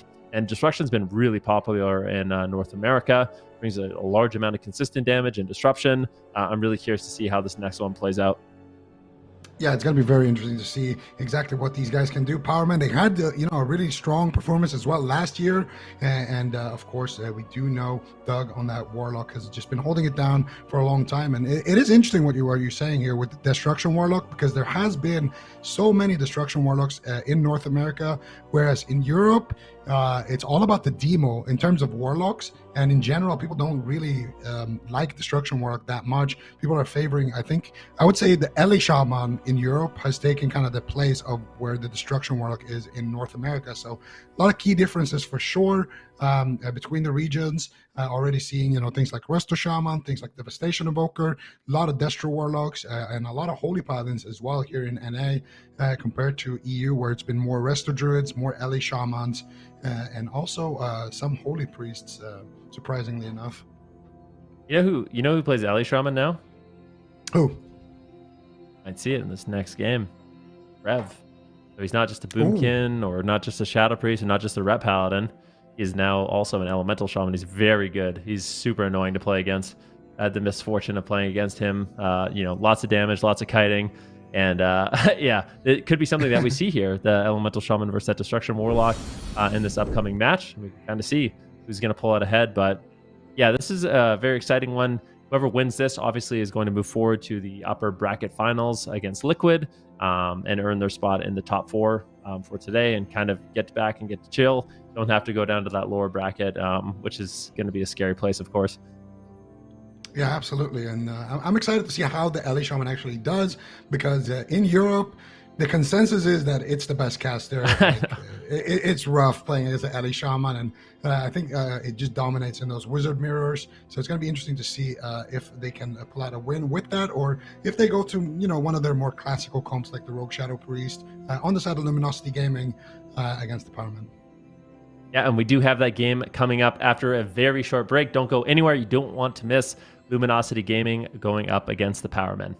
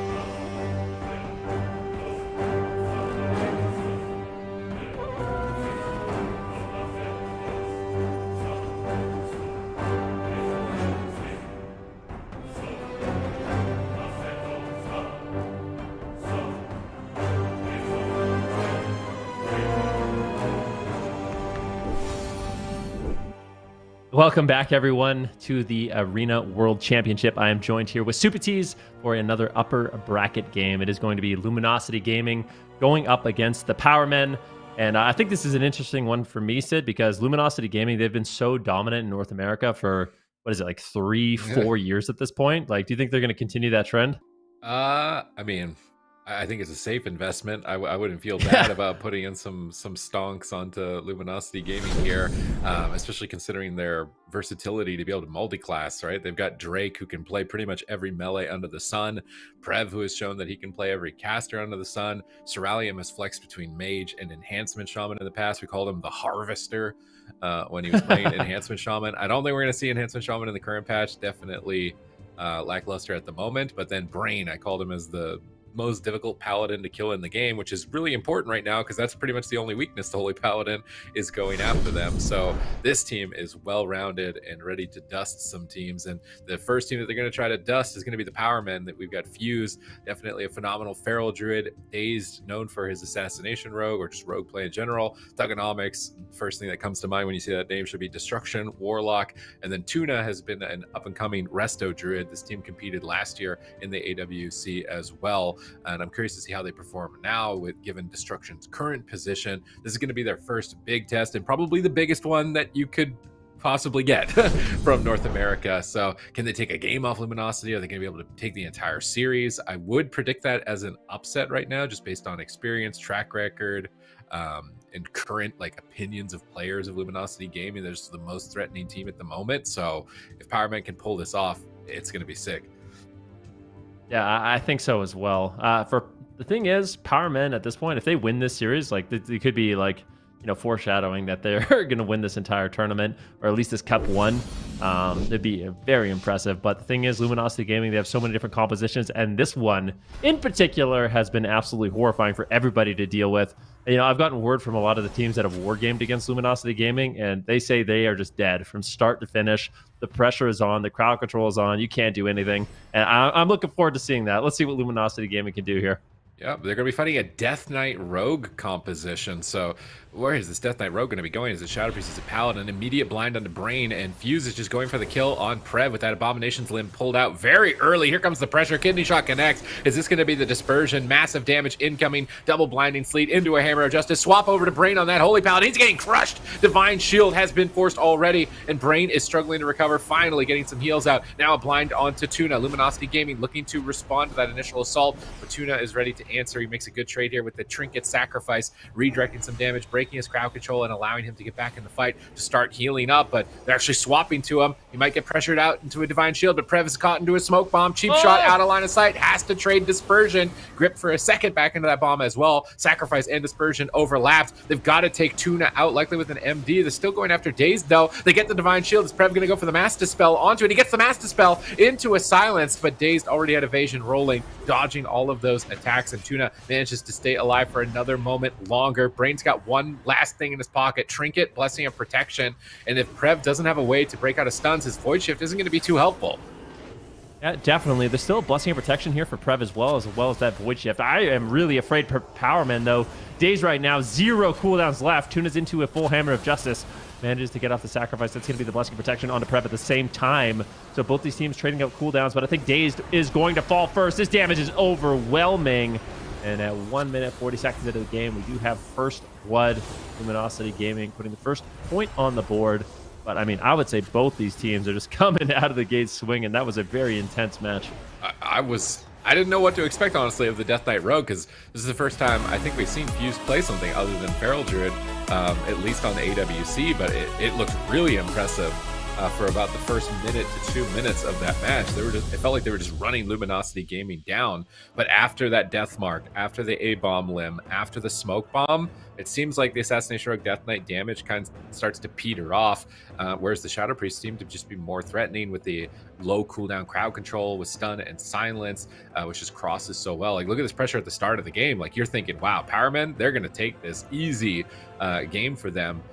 just watching the first couple of minutes, moments like this where they're gripping him back into the bomb on Dispersion, just running down the Shadow Priest. But they weathered that initial cooldown storm and then immediately turned it around, smacking damage both onto Tuna and onto Dazed. I love that teams aren't just tunneling one target. They're keeping split pressure, keeping other options open, burning twice the amount of cooldowns they otherwise would in these positions until ultimately they can close the game out. Blessing of Protection denies the kidney shot here, but guess what? Drake has Deathmark ready. So he's happy. Like, oh, you just popped off my kidney? Well, here comes my strongest attacking cooldown, and now you have no way to remove it or negate it entirely. So Drake's going to Cloak of Shadows to just stay offensive here and just run Dazed into the ground with that Assassination Rogue pressure. That was really heads up by Drake to know, like, hey, this kidney is enough on its own to get Blessing of Protection. I should save my Deathmark because he's going to bop it and then use it after.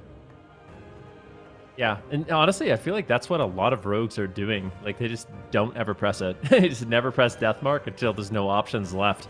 I mean, I guess you could press it early to try to bail out some cooldowns, but I've met a lot of Assassination rogues that just never press the button until you're on Forbearance already, or, you know, you have no way to kind of deal with it.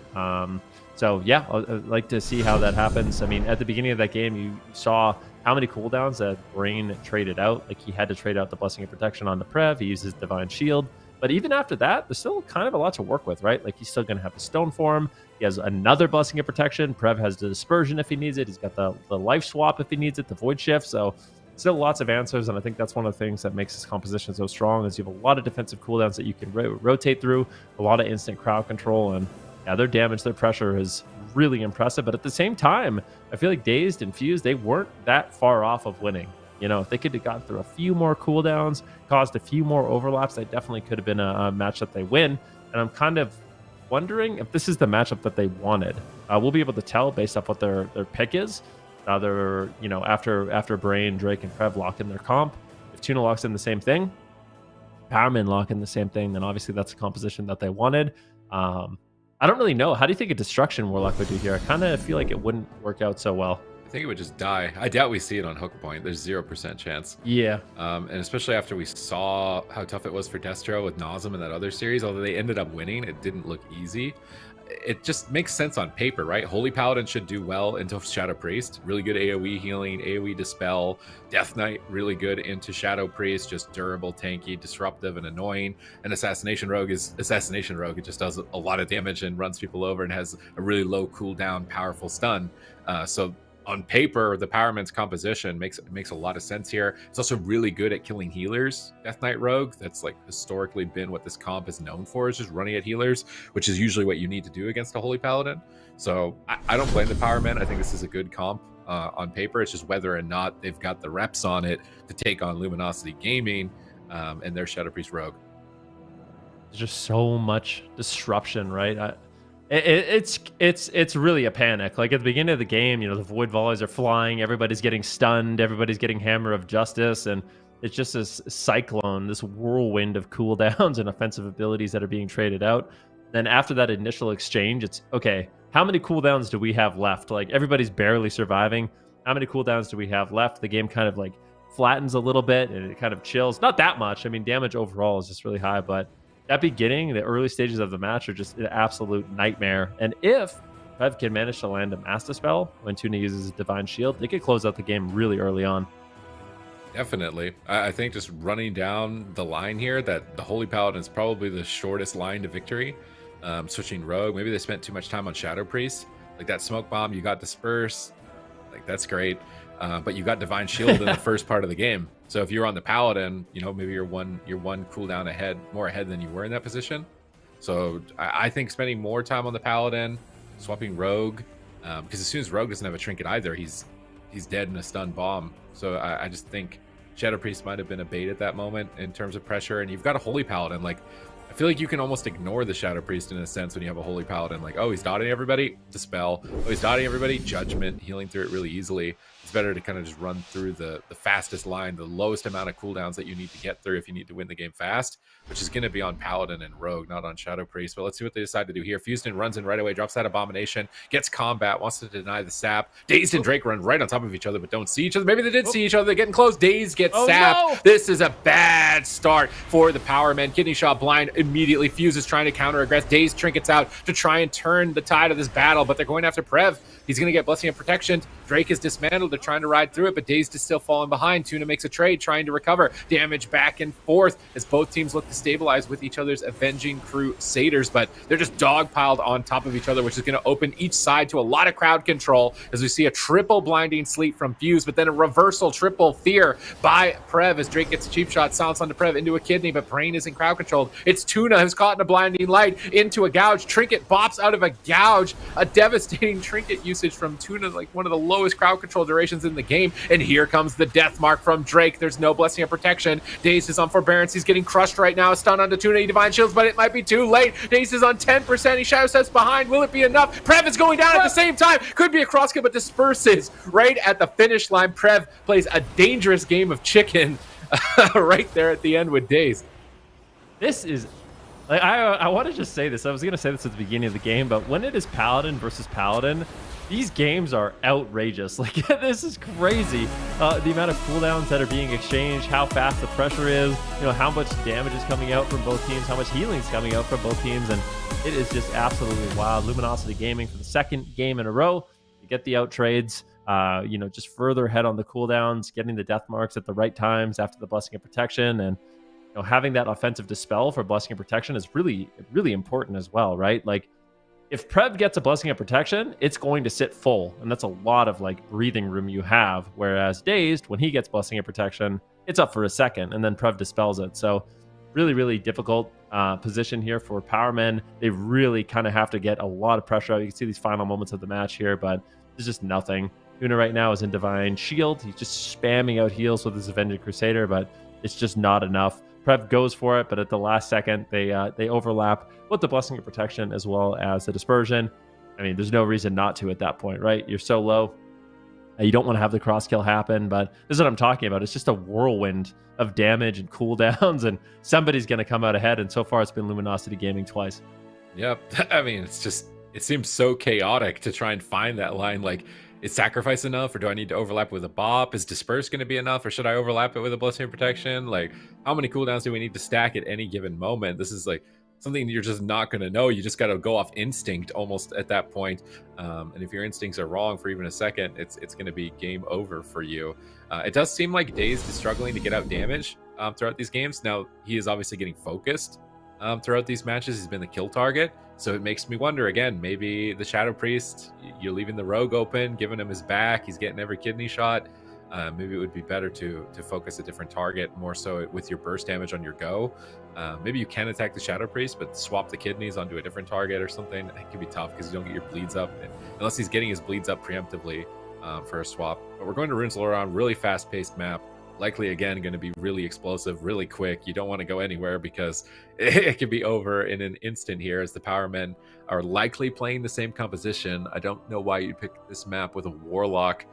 And I don't know how useful Warlock's going to be for them overall. I'd really like to see like Golden Guardians against some of these Warlock teams and see how Warlock does in this matchup, because, you know, Powermen have one of the best Destrolocks in the game and they're not even using him. So they must be respecting the possibilities of the Shadow Priest Rogue because of it.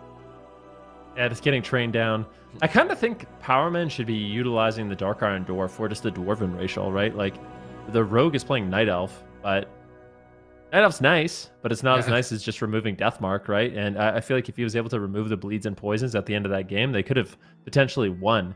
So maybe some racial changes coming in from Powermen. I know the Dwarf is really, really potent right now in this particular meta, especially with how good Feral Druids are and Assassination Rogues are. To just give them one more tool that they could kind of work with. The only downside is you don't have Night Elf, which means you don't get a free kind of re-stealth as a rogue, which is annoying, but far more annoying dying, I think. So I think it might be worth trading out that extra offense for a little bit of extra defense in this particular matchup. We'll see if they do it. Ruins of Lordaeron for a potential final game. I mean, Luminosity, all they need to do is win one more. But these games are just so crazy. Everybody is just stacked on top of each other within 6 yards, throwing out defensive, throwing in offensives, and it's kind of how these Paladin teams work, right? Imagine any other healer right now dealing with this kind of damage. I feel like that's why so many teams are opting to play Paladin against these guys. Just running into melee range too like that? No, it'd be over in like less than a second for them. They're taking the full length of their time here, maybe discussing targeting, comp maybe. I would imagine it's more so strategy focused than comp, but oh, it is actually a comp change. Interesting. They're going to be bringing in a Demon Hunter Feral Druid. So both players, Fuse is going to be going back onto his main, and Dazed is going to be multi-classing. These classes do a lot of damage. Demon Hunter is one of the best classes to kill a Paladin. I'd probably say it's the best class to kill a Holy Paladin. So if they can keep Dazed aggressive and get uptime here, this could be a good answer in response to what Luminosity Gaming is playing. This is also the first time I think we've ever seen Feral Demon Hunter in a tournament together, which is crazy because of how long the game has been out at this point. But I'm like 99% sure that we've never seen this comp played in competitive play. So they're breaking new grounds here and risking a lot in their last match, possibly. Yeah, I think their offense is going to be really strong, but I also feel like defensively, it could be a little bit questionable. I mean, the Demon Hunter getting caught in kidney shots, that's one of the only things that does kill a Demon Hunter is, getting Shadow Step kidneyed. So I think Dazed is going to have a really difficult time surviving here. The one nice thing is they have an offensive Dispel now. It's a little bit random, right? Like if there's any kind of trash debuffs, it's going to be hard to, you're going to have to get lucky if you want to dispel the Blessing of Protections and stuff. But it is a possibility for Powerman now with Dazed on the Demon Hunter. So that's an option for them. But yeah, this is going to be another very explosive game. I'm predicting that this game ends at 1 minute, 10 seconds. 1 minute, 10 seconds. Okay, are we really doing this right now? I think this game ends at 1 minute, 11 seconds. That is, you can't do that. Like, that's just not. Is that against the rules? I don't even know if that's a good deal, honestly. I just said 1 second around. I know it's better to be lower or higher. I just guessed.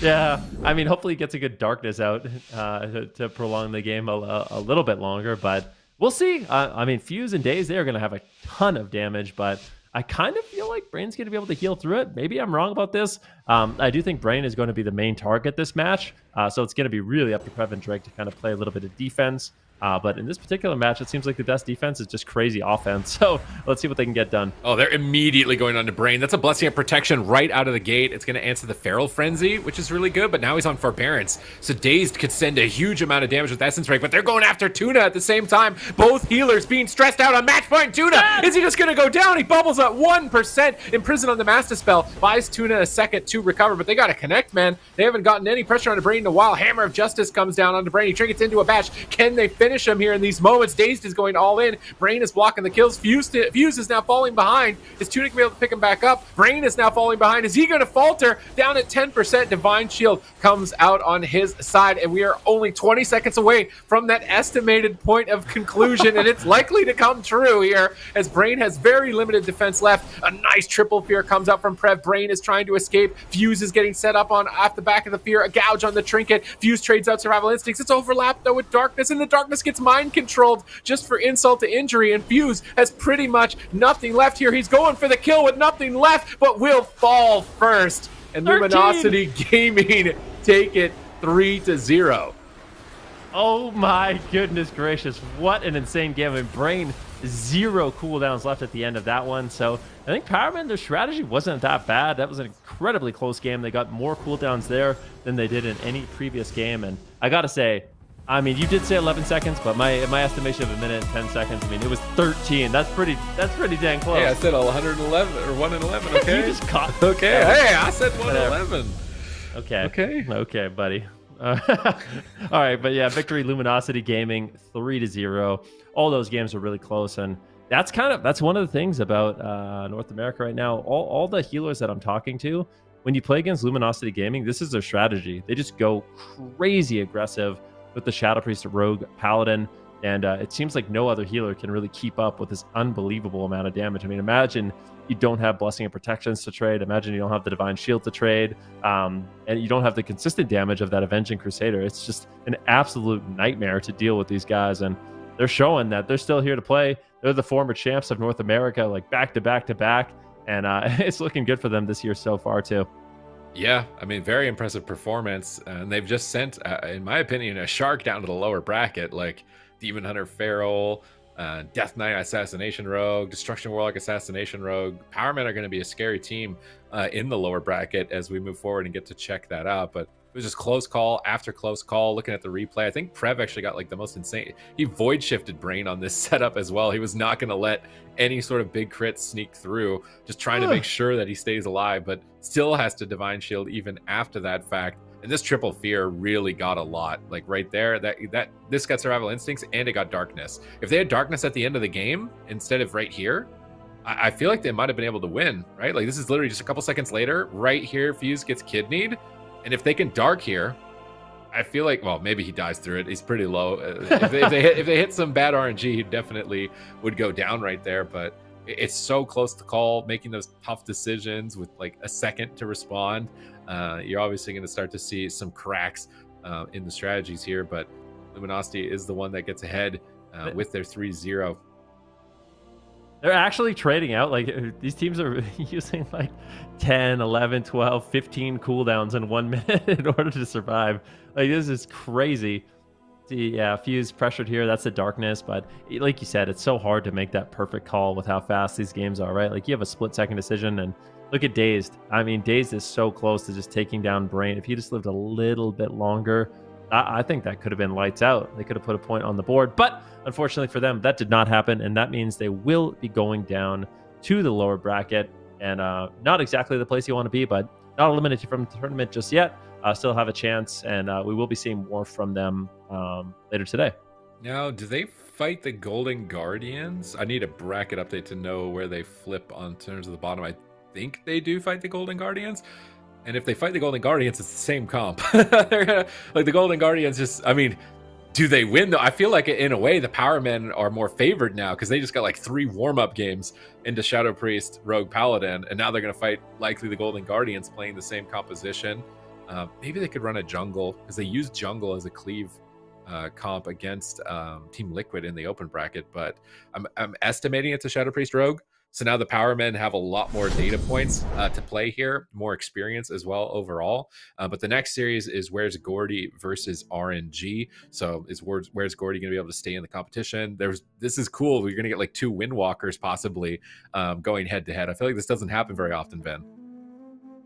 Yeah, I'm curious. I mean, maybe Chun-Li just says, you know what? I've had enough of this evoker, and he plays it as well. That's what I was telling Zico is Chun-Li is also one of the best evokers in North America. He's super good at it. So playing the Arcane Mage and the Devastation Evoker could be an option for them as well. Or we might just see a Windwalker showdown in this particular match. I'm curious to see how that does play out. It's basically going to be, what is it, Windwalker Destro versus Windwalker Arcane Mage? Who do you think comes out ahead there? I want to say Arcane Mage, but at the same time, is it easy or difficult to kite a Windwalker? Like on a level of 1 to 10 of difficulty of melee to kite, how hard is it to deal with a Windwalker as an Arcane Mage? I think it's pretty easy, honestly. Think it's easy? Like, well, if that's the case, then I'd say the Arcane Mage. And also the Arcane Mage has Klepto for the Druid. So if he is playing Druid, he can just Klepto all the hots and they can just kind of run down the Warlock. So I think that would be a pretty easy path to victory. I don't know if RNG has other compositions that they could run, but yeah, the blind pick's going to be really interesting. And I can't wait for the Power Man and Golden Guardians. Like that is going to be an absolutely nuts matchup. I think it's going to look very similar to what we just saw. It's going to be really bursty to say the least, but I feel like that goes without saying at this point for this weekend. This is just the highest burst tournament we've seen. It's kind of interesting to see how the players respond to it because it's like a polar opposite to what significant part of competitive play has been, right? Like we've got some really long games played in the past, and now it's like flip a switch and how do the players respond in this completely different environment? It's a fun science experiment for us to watch. It's probably not so fun to be the one in the experimentation, but I've been enjoying seeing this complete playstyle shift. Like what do the teams do when the main goal is run in there, get as much done as you can, as opposed to like conserving and elongating as long as possible. I personally like seeing the adaptation. Of course, we're likely to see the speed slow down a bit with the changes that were coming through, as makes a lot of sense. But I also think it's been kind of cool to see total playstyle shift for all the teams. Yeah, these players are going to have to be like kind of adapting on the fly, right? Like 1005 is going to come out and they're going to have to figure out what's good now. You know, a lot of the classes are getting big overhauls, so like Discipline Priest, Mistweaver Monks are getting some changes. Basically all the classes and specs are getting some changes, as well as the 2-set bonus for the PvP trinket. I mean, that's something that could definitely have an impact. So basically all players are going to have a little bit more stamina and a little bit less main stat to kind of bolster the time it takes to take them down and slow down damage just overall a little bit. So yeah, these players definitely going to have to adapt. But yeah, I totally agree with you. It's been an absolute pleasure seeing these really, really fast-paced games. It's probably stressful for the players, but it really makes those split-second decisions count. Yeah, definitely. This next one for you personally, I feel like is going to be interesting. Like Chun-Li is just coveted as one of the best windwalkers in the game. So is RNG gonna, like, how are they going to put up a fight with the big names on their side? Kind of still newcomers coming together. Nazem's tried to make his way through. This could be his chance to be the dark horse again and have his run throughout this tournament. But doing it with 3 players in a completely new meta, I mean, he's stacking the odds against himself in that regard, but I'm very excited to see him play nonetheless and see if he can do it this time. Yeah, potential Windwalker showdown here with Where's Gordy going up against RNG. We'll be back after a short break with this elimination series.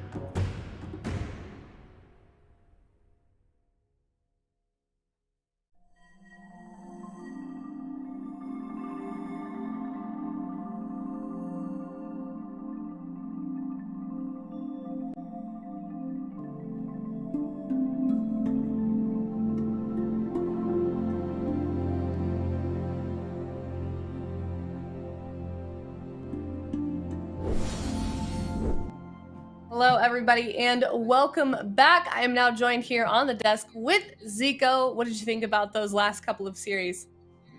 Oh, I mean, yeah, that was pretty explosive. I think is a good way to describe that last one. Very, very fast-paced games. Very kind of all in, zug.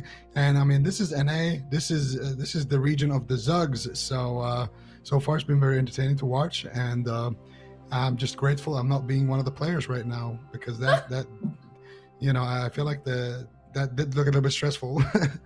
Yeah, just a little bit. It's definitely weird being off during a really intense series, and I just have to sit here in silence. But some super good games. Hopefully that continues, because up next we've got Where's Gordy facing off against RNG. I know that you guys were kind of predicting just a little bit of maybe what we might be seeing, but just as a refresher from those watching from home, Zico, like, what can we expect to see from these two teams in your mind?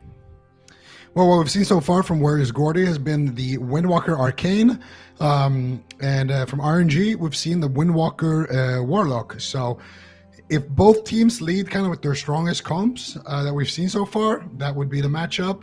I feel like RNG probably want to change that up, because I don't think it's a good matchup for them, especially with the Resto Druid Arcane Mage. One of the best things about the Arcane Mage is that you have that Kleptomania, which essentially is, that old school spell steal that steals all of the buffs on a 30-second cooldown. It's very, very powerful against druids, puts you severely behind. You're coming out of a CC, you pop your overgrowth, you're trying to get all those hots back up on the target, and then the mage just claps it, just yoinks it all. So I feel like that's one thing. And then the other thing is that Windwalker is pretty easy to kite as an arcane mage as well, whereas the Warlock, he's going to have a little bit tougher dealing with that Windwalker. So we'll see if RNG decides to switch that up, or what they decide to do here in our blind pick. There it is. We've got two Windwalkers and a caster alongside them against two Resto Druids as well. It's game number 1 here. Where's Gordy versus RNG? Let's see who gets the first play. We're getting the Windwalkers meeting out in the midfield. And already we're seeing Chun-Li blow through a couple of cooldowns, dipping low in health. Flop gonna get him up momentarily though, Zico. Yeah, Chun already popping up all his spell book, and here we go. We got the Invisible Ring of Frost there from the Massive Invis. Cubsy already doing a lot of damage there in the opener, and they aren't really able to force too much. They do get the diffuse magic, and that was actually a lot of cooldowns being kind of used there on the side of Where's Gordy. Now, Cubsy is actually playing the Blink Stun here once again, so he's not going to have all of those blinks, which means that Gutsu actually could get good uptime, but those leg sweeps shouldn't be doing too much. The Nether Portal is down right now onto Cubsy. He's got the Altered Time, and there's not really a good way to purge this on the side of RNG, so Cubsy is going to basically be playing a tank spec here on the mage, and he's going to be pretty annoying to deal with that. But Gutso actually could get a lot of uptime here onto Cubsy, and that's exactly what's going to happen. Just don't leg sweep him, and just try to sit onto Cubsy as much as possible. You have the Warlock as well shutting him down, but big damage coming out here from Chun with that leg sweep, trying to back up his mage. Gutso, though, does manage to stay alive. Full Fear onto Flop. Devastonia as well now into a Paralyze. Cubsy might actually fall here, and this, I really don't like that he's not playing Shimmer in this matchup. I feel like he could just run circles around this Windwalker. He does blink the stun right there, and anytime they stun him, he does have access to that blink, but aside from that, not really going to be able to get away from that Windwalker. But now it looks like Cubsy will be fine, Gutsu will be fine, and it will be Nosum on the back foot right now. I am still getting used to seeing Cubsy in that DPS role, but he's definitely doing a good job so far. If you do want to see what he is running in terms of talents, awc.gcd.tv, as you kind of already mentioned a little bit of the build that he's playing. Seems to be working out for him so far, though, and everyone's kind of staying topped up. Nothing, we've seen kind of even trade-offs. Everybody's kind of meeting in midfield there. We're seeing Nosum try and get off that fear, but nothing really happening just yet, even though he is dipping a little bit in health, but Chun-Li kind of staying right on top of him. There goes that crane kick coming out on him, and everything, the healers are getting, got a little tongue-tied there. The healers are getting the players topped off, obviously, so still making even trade-offs. no one down just yet. This is an elimination round as well, so quite a bit of pressure on both of these teams. You know, nobody wants to get sent home. Both of these teams have already played a game today, so they've made it thus far, and the lower bracket has been pretty competitive. A lot of really good teams have already been sent down there. Cubsy about half health, Flop good on mana, good on resources to keep him nice and clean, but looks like he's still continuing to drop in health. Gutsu just chasing him all over the map. He's not able to make any distance at all, and he's going to run behind the pillar with Flop in broccoli form, and he's going to live to see another day. Yeah, and Cubsy actually is not playing Kleptomania here on the map. You can see all of his icons there. You can see just spell steal, trying to strip off those HOTS. Now, it's a pretty good way to run a Druid out of mana, but in terms of pressure, I think it's a really, really bad talent choice here.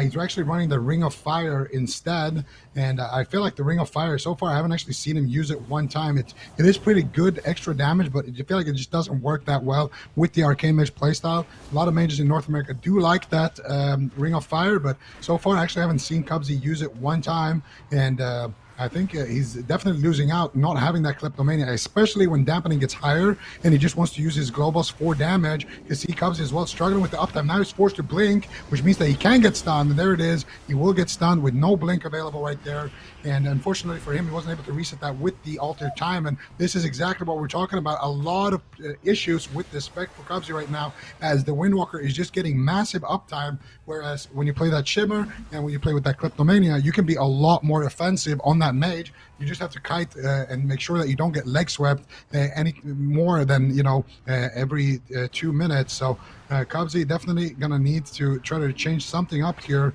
and I think the best win condition that they can have is probably on mana, with Cubsy just spamming spell steal the whole game, because other than that, I don't really see a win condition right now. The Ring of Fire does come out finally for Cubsy, and it does do a decent amount of damage here in dampening. It's definitely good extra damage. Chun-Li swapping over to Devistonia on that Resto Druid in the back line, trying to swap on those HOTS. It's a very effective way to get Druids to run out of steam, and that seems to be the strategy here for Where is Gordy. Just try to run down the mana bar of the enemy healer as much as possible. But in terms of pressure, I feel like RNG actually has the upper hand here, stunning up Chun-Li. Here comes the big damage onto Chun, but Flop is there, ready to deflect it with the Iron Bark. Nicely positioned there by Flop, and that will block the kill for now.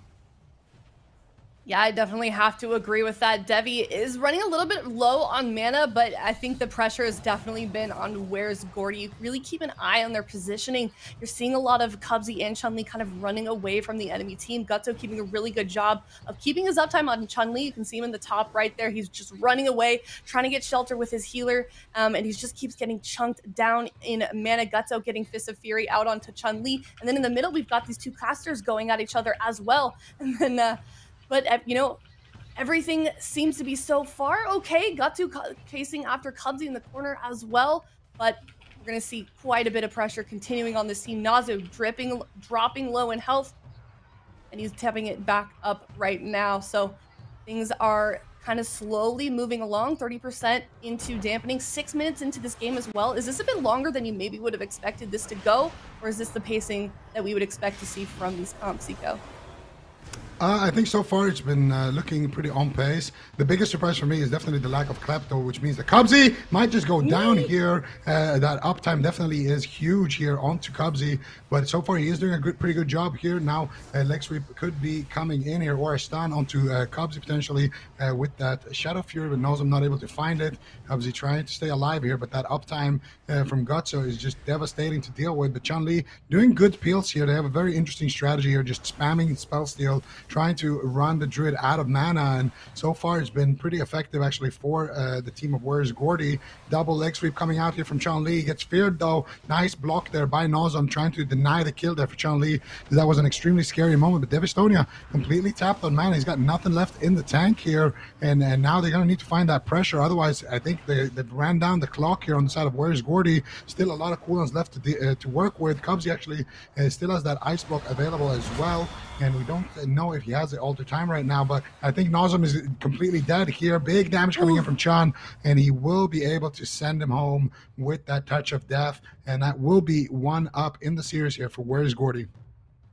Yeah, well done to them. Definitely turned that one around into their favor. It looked like Cubsy was going to drop a little bit, within that game. But where's GORDY getting that game #1 victory? It's best of 5, like I've said a few times. It's also elimination, so you know that these players have their back up against the wall. We're gonna get a replay shortly here and see exactly how they broke that down. But it seems like your strongest recommendation going into this, Zico, is just that Cubsy sort of respects for that Klepto talent. I mean, it depends if they want to win with pressure. I feel like RNG, if they just try to all in Cubsy more, like there was a couple of moments like that where Cubsy almost went down. I feel like the mistake that they did is actually stunning him. When mages play this spec, just don't stun them. Just sit on top of the mage as much as possible. And eventually, like Chun-Li is there. He's, dropping the paralyze, dropping the defensive leg sweeps. But I feel like he only has to do that because of the spec that Cubsy is running. So it is a little bit more high risk, but it's also a lot more high reward. And I feel like a Windwalker is extremely easy to deal with. When it comes to an arcane mage, you can definitely, it's one of the most kiteable classes for an arcane mage. You just spam slows on the Windwalker with that chrono shift and you just keep running. You can see Cubsy here, like how much uptime the Windwalker is actually able to get, and forcing him to blink like that is definitely not ideal.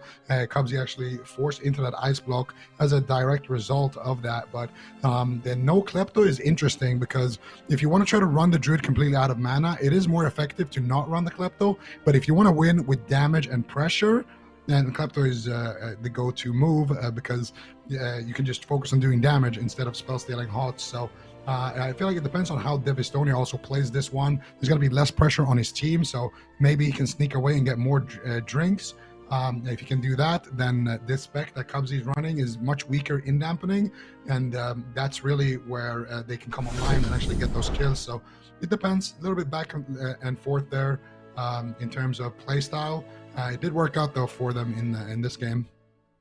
Yeah, definitely did. Here's a bit of that breakdown as well to what Devi and Cubsy are running. And I do think it's really cool that we get to see Arcane Mage. I don't even, at least as long as I've been working in WoW Esports, I don't remember the last time that we saw this many Arcane Mages. So, besides the stuff that you just highlighted, is that like the main thing that you're bringing to the table as an Arcane Mage versus playing Fire or Frost? I mean, why is that basically the only favored Arcane spec or Mage spec at the moment?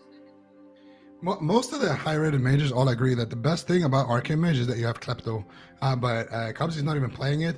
However, it's still, in general, the spell steal is just way stronger for an Arcane Mage. Even if you don't run Klepto, a Fire Mage, a Frost Mage, they can do like 5 spell steals. And then they actually run out of mana, but an Arcane Mage can basically infinitely spam spell steal or have access to that Klepto. I think that's a big reason. The other one is that you just have an easier time to one-shot people, and that's with instants. A Frost Mage, you can one-shot with a Glacial Spike. A Fire Mage, the only thing that you really have that's like a big hard-hitting ability would be Greater Pyroblast, but you don't really run Greater Pyroblast into anything. So a Fire Mage, kind of squishy these days, and also they bring good consistent damage. That's really all they can bring to the table. Against the Resto Druid, you need a lot of dampening to actually score kills with a Fire Mage. In a Frost Mage against a Warlock, you can get shut down on those Glacials, so you're forced to basically deal instants. Now, an Arcane Mage, all you need is really to get a good POM, which makes your Arcane Blast instant. You get 2 free Arcane Blasts, and those can crit upwards of 100k plus, if you have some good procs at the same time.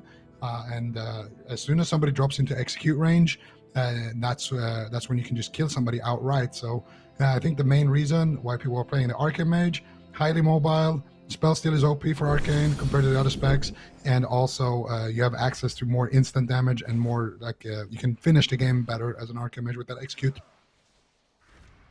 Okay, well, he's going to be playing Arcane again. We'll see if he sticks with that talent as well.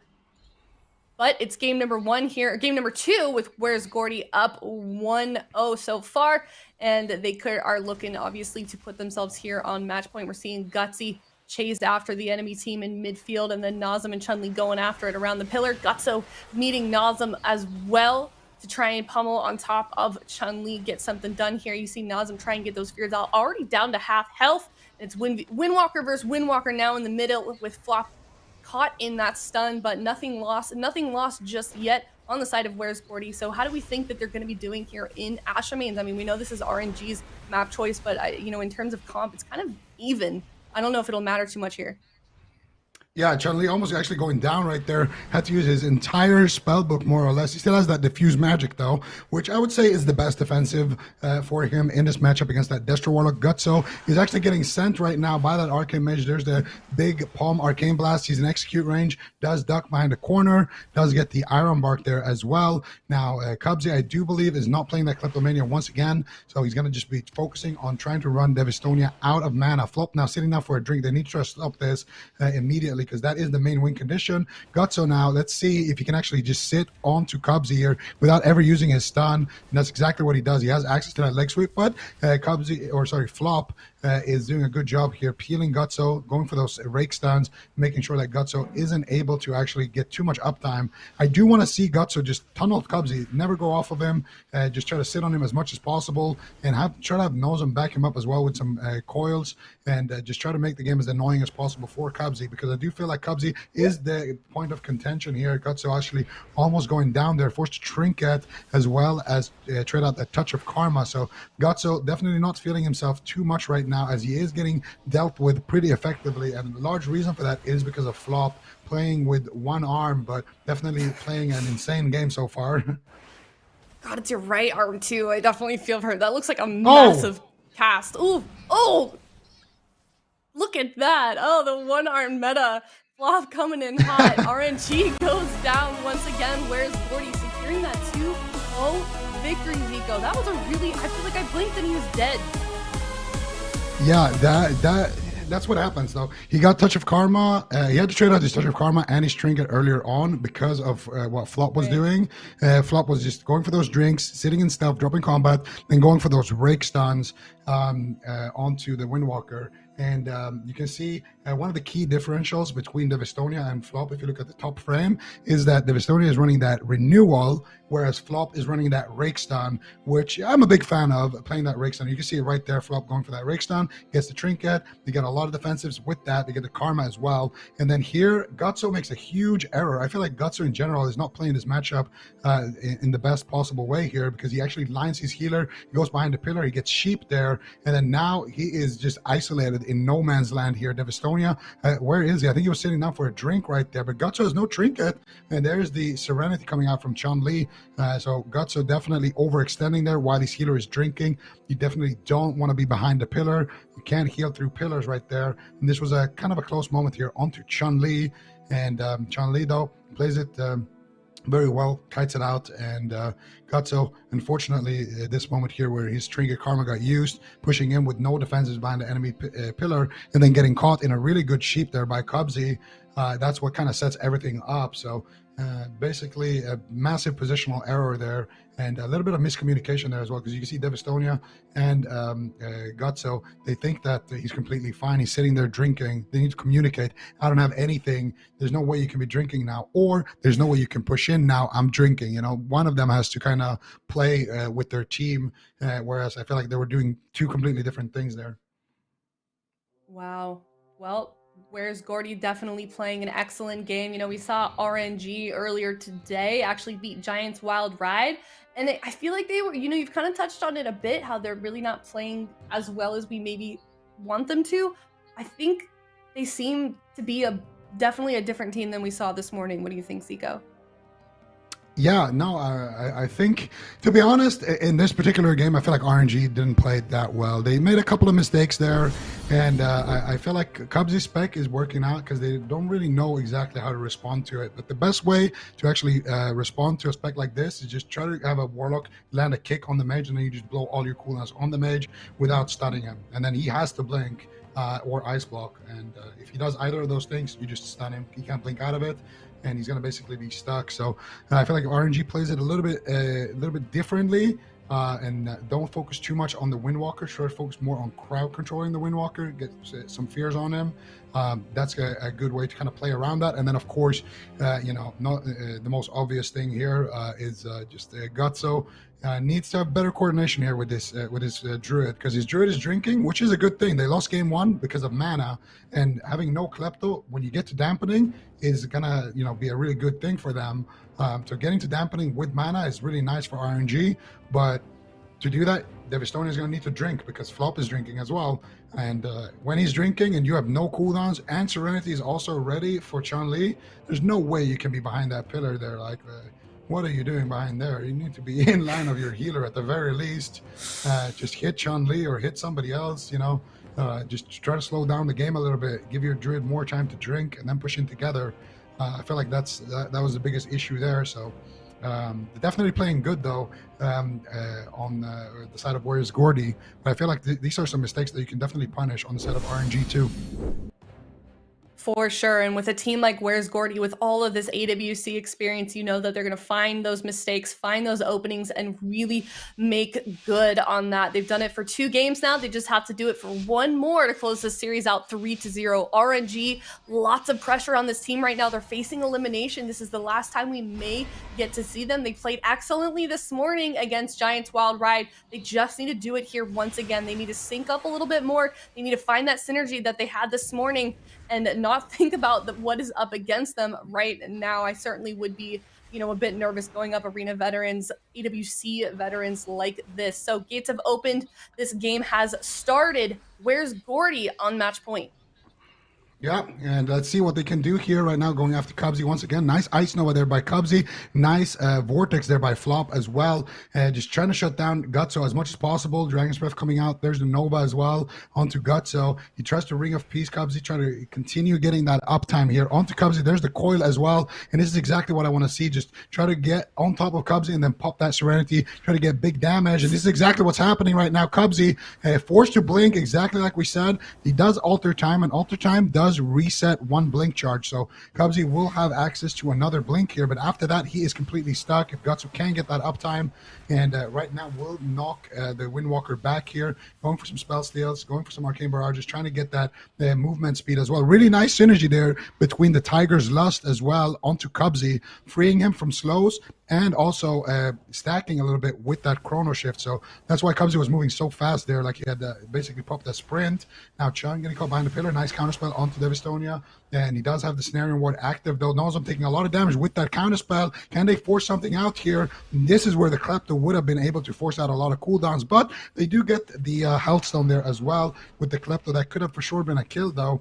Very nicely done by Nozum, holding on to that unending resolve, that shield wall effect, and only trading out the health stone, not overlapping too much. Gutso now forced to trinket out and trade his karma, and it's looking like more of the same here. Cubsy is running circles here onto Gutso, and his team playing very, very well around the fact that he doesn't play that shimmer, just making sure to help him out with stuns, with you know, Ursul's Vortex, with paralyzes and things like that, because when he does get that uptime, you can see what happens here. There's the Serenity onto Cubsy, and Cubsy manages to navigate through that once again. So really, really good stuff here from Where's GORDY, and already pulling ahead in terms of cooldowns. However, a little bit behind in terms of mana. Yeah, that's very true. Devastonia looks like he may be a little bit better placed in terms of resources, but you can definitely tell the pressure is on RNG right now. They've had a couple of initial setups on Where's GORDY where they're trying to make something happen, almost made something happen, but Where's GORDY doing a really good job of fending off that pressure. Cubsy about half health. He hasn't had to use his ice block just yet. Flop's going to keep him nice and topped up. We're seeing Chun-Li go really, really hard after Nozum. He's not able to make really any distance between him and Chun. He does get rooted, so he's going to catch up though. Right there, you can see them kind of going at it in the midfield. Devi having to get caught in a stun there, but he still does have his trinket available. But let's see what he can do to keep his team nice and topped up, sitting nice and pretty so far in this game. About 3 minutes in, the first game that we did see where they were actually able to get Devi where Devi actually ran out of resources, lasted about 7 minutes. So right now, RNG is staying pretty stable throughout this game, which is what we want to see from them. But definitely keep an eye on Devi's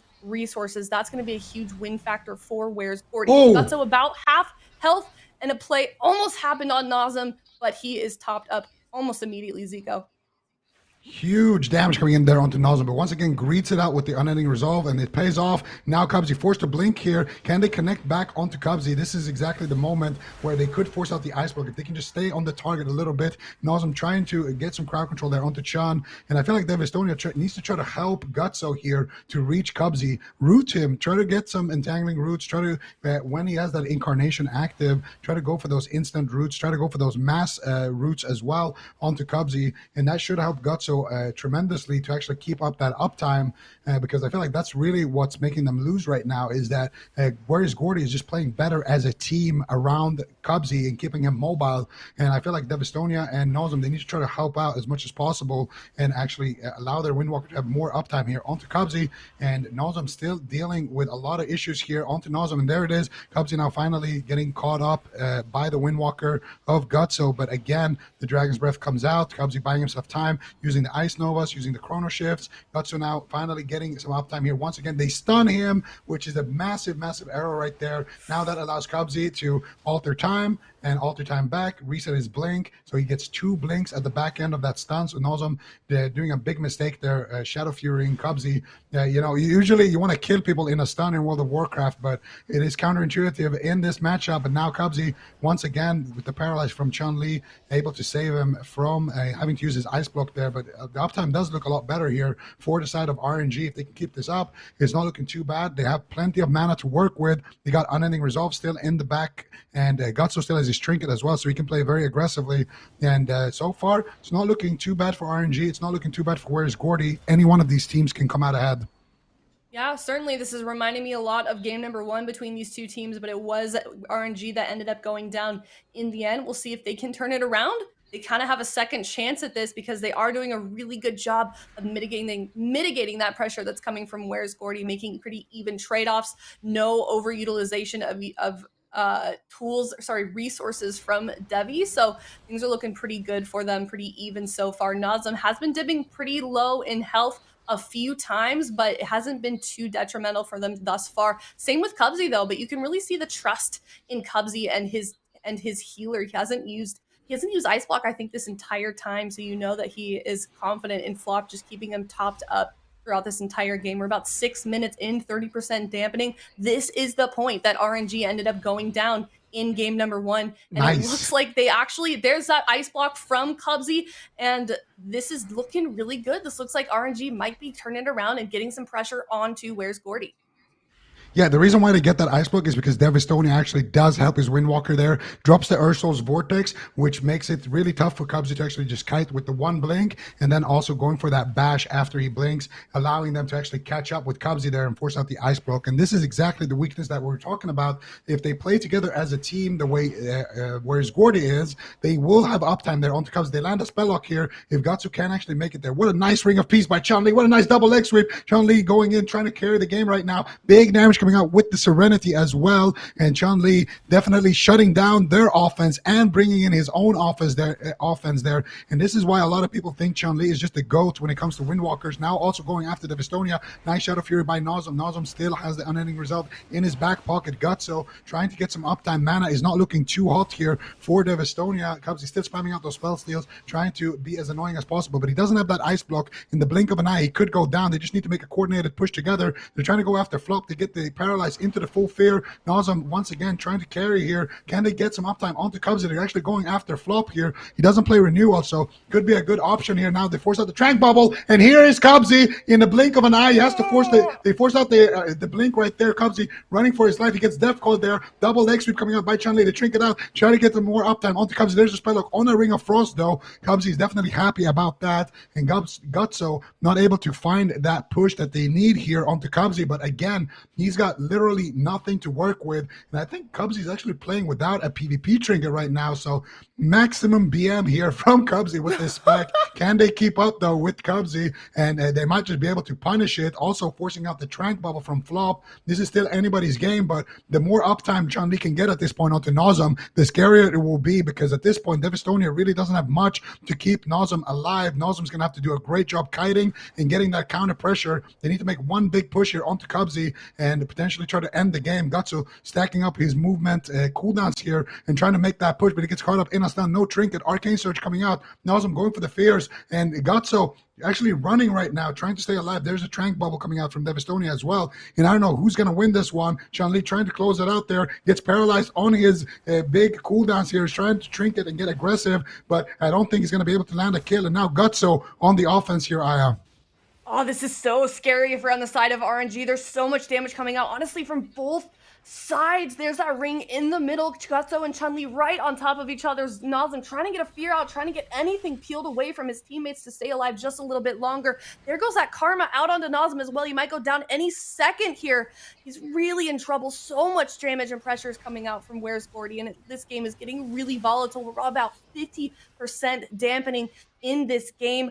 RNG pulling out all the stops to try and mitigate some of that pressure, but is not looking good. Nazem quickly, dropping low in health, and he does go down 3-0 from Where's Gordy.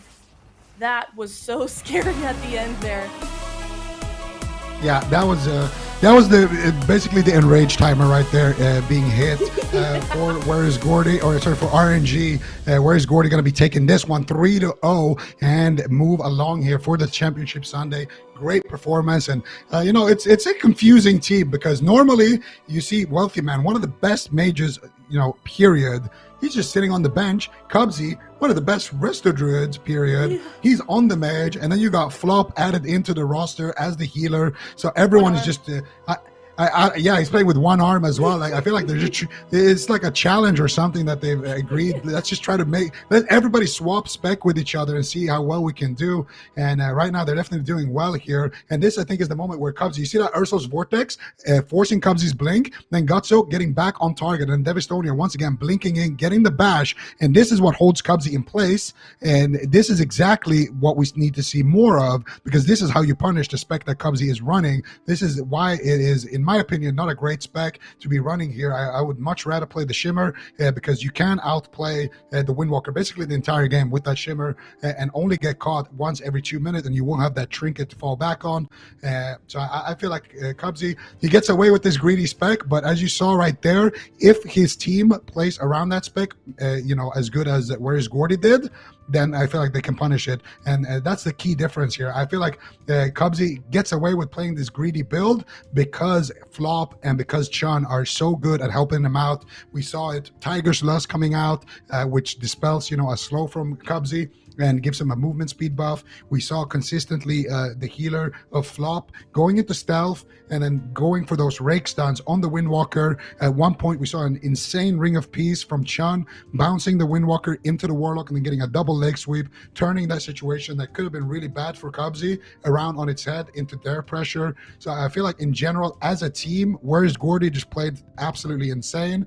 And I feel like RNG, they had all the tools that they needed to actually be able to win this one, but as a team, they just weren't as coordinated as Where's Gordy.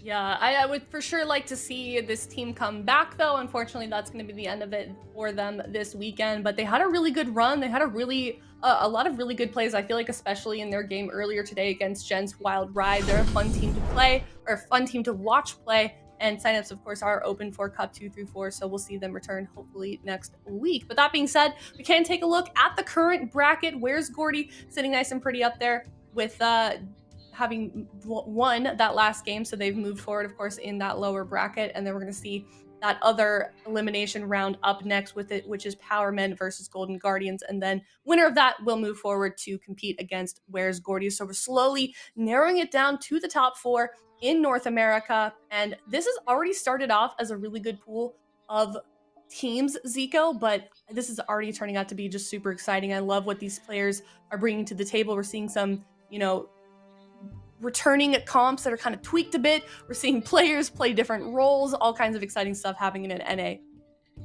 Yeah, no, absolutely. I mean, all I can say after watching that is I would love to be a mage next to Chun. I feel like you don't have to do anything. This guy is just a monster. And Flop as well. Like, you got to give it up to Flop as well. Playing with one hand, essentially having that broken arm and still being able to perform, still being able to qualify for that top 4. Definitely wish him a speedy recovery. And now, of course, we do have, the next big match here. The Power Men, one of the best teams here from last season, going up against none other than the Golden Guardians, Peekaboo, Whiskey, Jellybeans, and Absturge with his new fireplace in the background. Can they make it for that top 4 finish? It's going to be a great match for sure that you don't want to miss. And here we can just see all the rosters who are on them. Some, new names and a lot of, familiar faces as well. So it's been really awesome to see the North American region. It's been awesome to see, look at those Warlocks. Look how many unfortunate there is that play Warlock. Now Cubsy did play Yeah. Mage. Like, look at where is Gordy actually.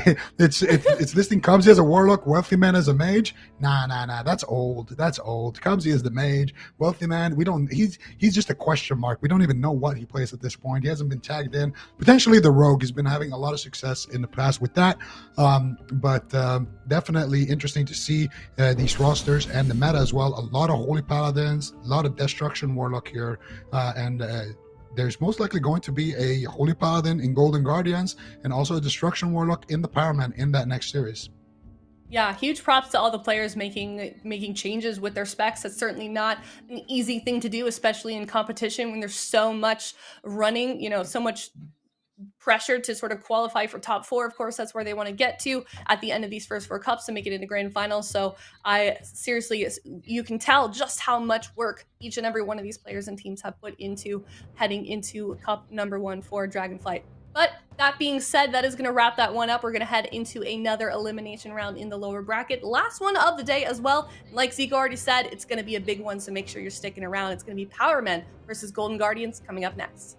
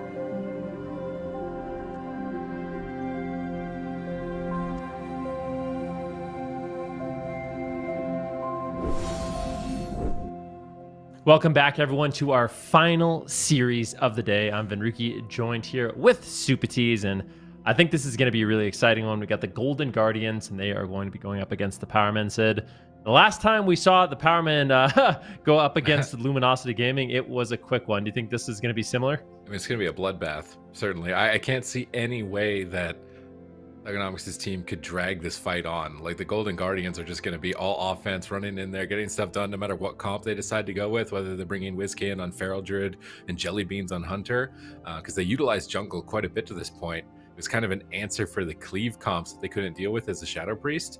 So are they going to lead with Jelly Beans is my biggest question, or are they just going to be like, well, Luminosity gave me 1-3-0, so we'd be kind of foolish not to play the same thing that they played, considering that's supposed to be our comp, with Peekaboo, WizK, and Absters playing Shadow Priest, Rogue, Healer. And of course, we've got all their social medias here. I'm sure that they'll be streaming their point of views as well if you'd like to watch them directly, and make sure you're following and supporting them. This is definitely going to be action-packed. The Golden Guardians, they want to start this year strong, right? Like, to me, Golden Guardians want like at least top 2, ideally top 1. I don't think they want to go out in top 6.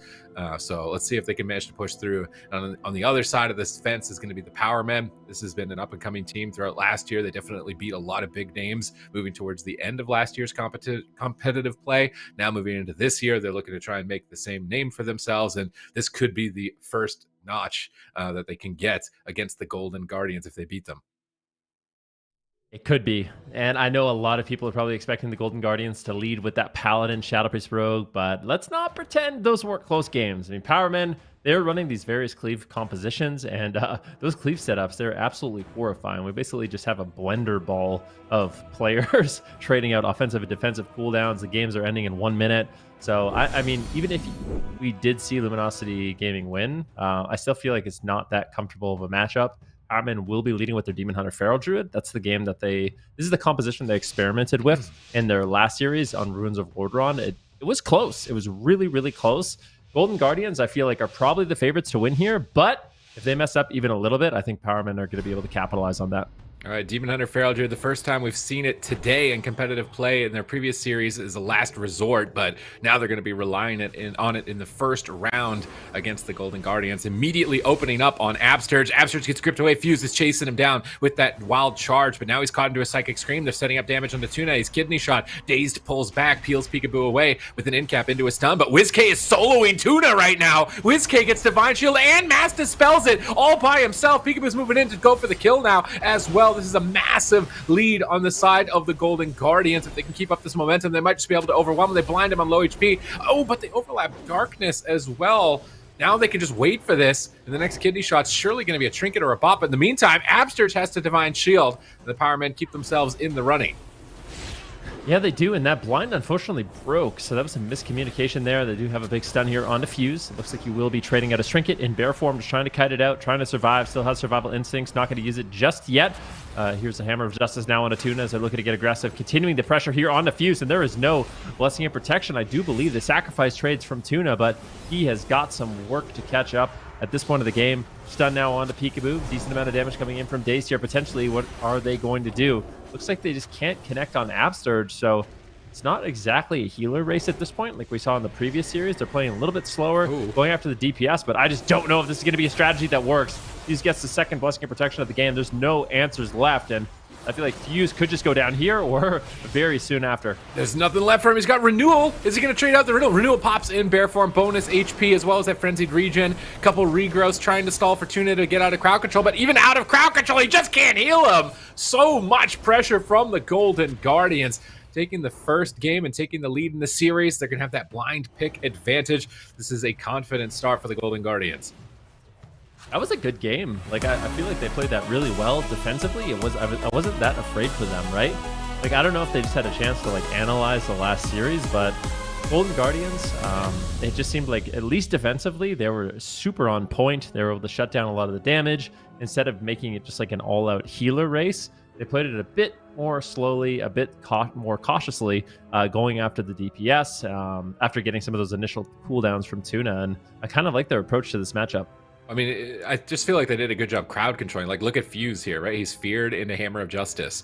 So that entire time, Tuna is all alone. And then when they go after Fuse, they're crowd controlling Tuna and removing him from the game. So just focusing on controlling one member of the team was really important, which is, you just got to put the Feral Druid behind. A Feral Druid, if he's left alone and uncrowd controlled, he's just going to do too much damage. He's just going to destroy the entire team. But if you're stunning him, you're fearing him, you're constantly forcing him into bear form and slowing down his attacks, the damage becomes a lot more manageable, which is why I think it was way less chaotic for the Golden Guardians to heal through this, as opposed to Luminosity Gaming taking a riskier route of just racing the healer. But they just had perfect cross crowd control. Tuna was just locked down for far too long. They were able to overwhelm Fuse as a result, even through all of his healing towards himself, and crush him in those final moments. So just really clean and calculated crowd control between WizK, Peekaboo, and Absterge, knowing exactly what target they wanted to go after. And now with that level of calculation being made, is it time for them to go back to the Death Knight Rogue composition that we saw earlier between Fuse and Dazed, or do you think they should stay with the Demon Hunter Feral? That's a really good question. I'm not sure. Honestly, the match just feels so chaotic. I wouldn't want to be either one of these teams, but I especially wouldn't want to be the Power Man. It just feels like doesn't feel like they're advantaged in this matchup. They're actually going to be going entirely different line of play. Well, not entirely, but they are going to be bringing in the Unholy Death Knight, get rid of the Feral Druid. The Unholy Death Knight, I think, is going to be a little bit more durable in this particular matchup. Still provide a ton of that offense, that spread pressure, some of that disruption, but at the same time, not going to be as susceptible to being trained down. So this is a lot more of a standard composition, and it kind of surprised I didn't just play this, a little bit earlier on, because yeah, the Unholy Death Knight and the Demon Hunter is definitely super strong right now, and yeah, I do think this is going to be enough. I just feel like Tuna on that Paladin is so susceptible to the Rogue Priest Paladin.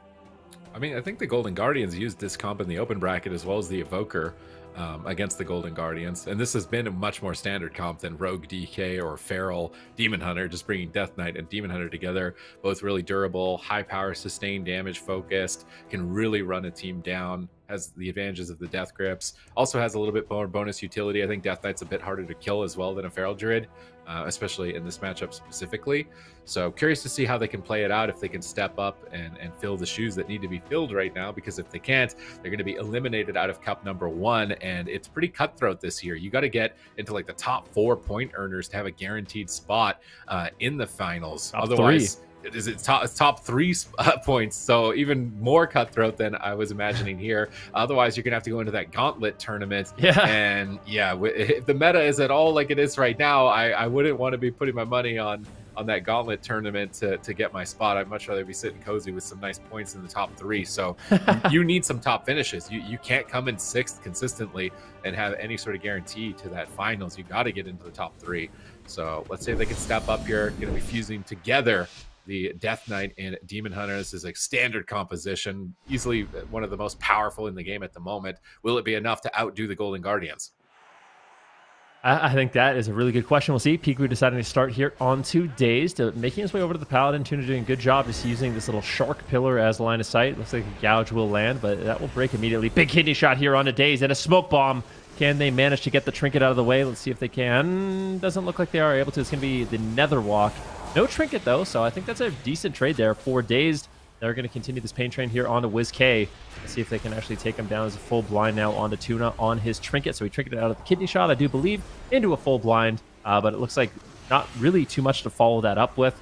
WizK right now just sitting pretty in that Blessing of Protection, able to tank out a lot of this damage. These Paladins exchanging a lot of their cooldowns early, so health bars aren't really moving, but sparks are about to fly. Oh man, Dazed is getting destroyed at the moment. Tuna getting some clutch heals with that anti-magic zone, protecting Dazed from all of the magic damage. Absterge gets in cap. This is an opportunity to strike back, but WizK is just kited so far away. WizK with amazing positioning. They're forced to swap to Peekaboo, but he's caught in a Hammer of Justice. They grip him. He gets gripped back by Fuse. Here comes the hunt. Massive incoming burst damage. Peekaboo uses evasion. WizK uses Void Shift. Big defensive cooldowns on the side of the Golden Guardians here. They're going to need to start racing forward if they want to stay ahead in this one. These swaps to Peekaboo have been looking more and more deadly as this game advances.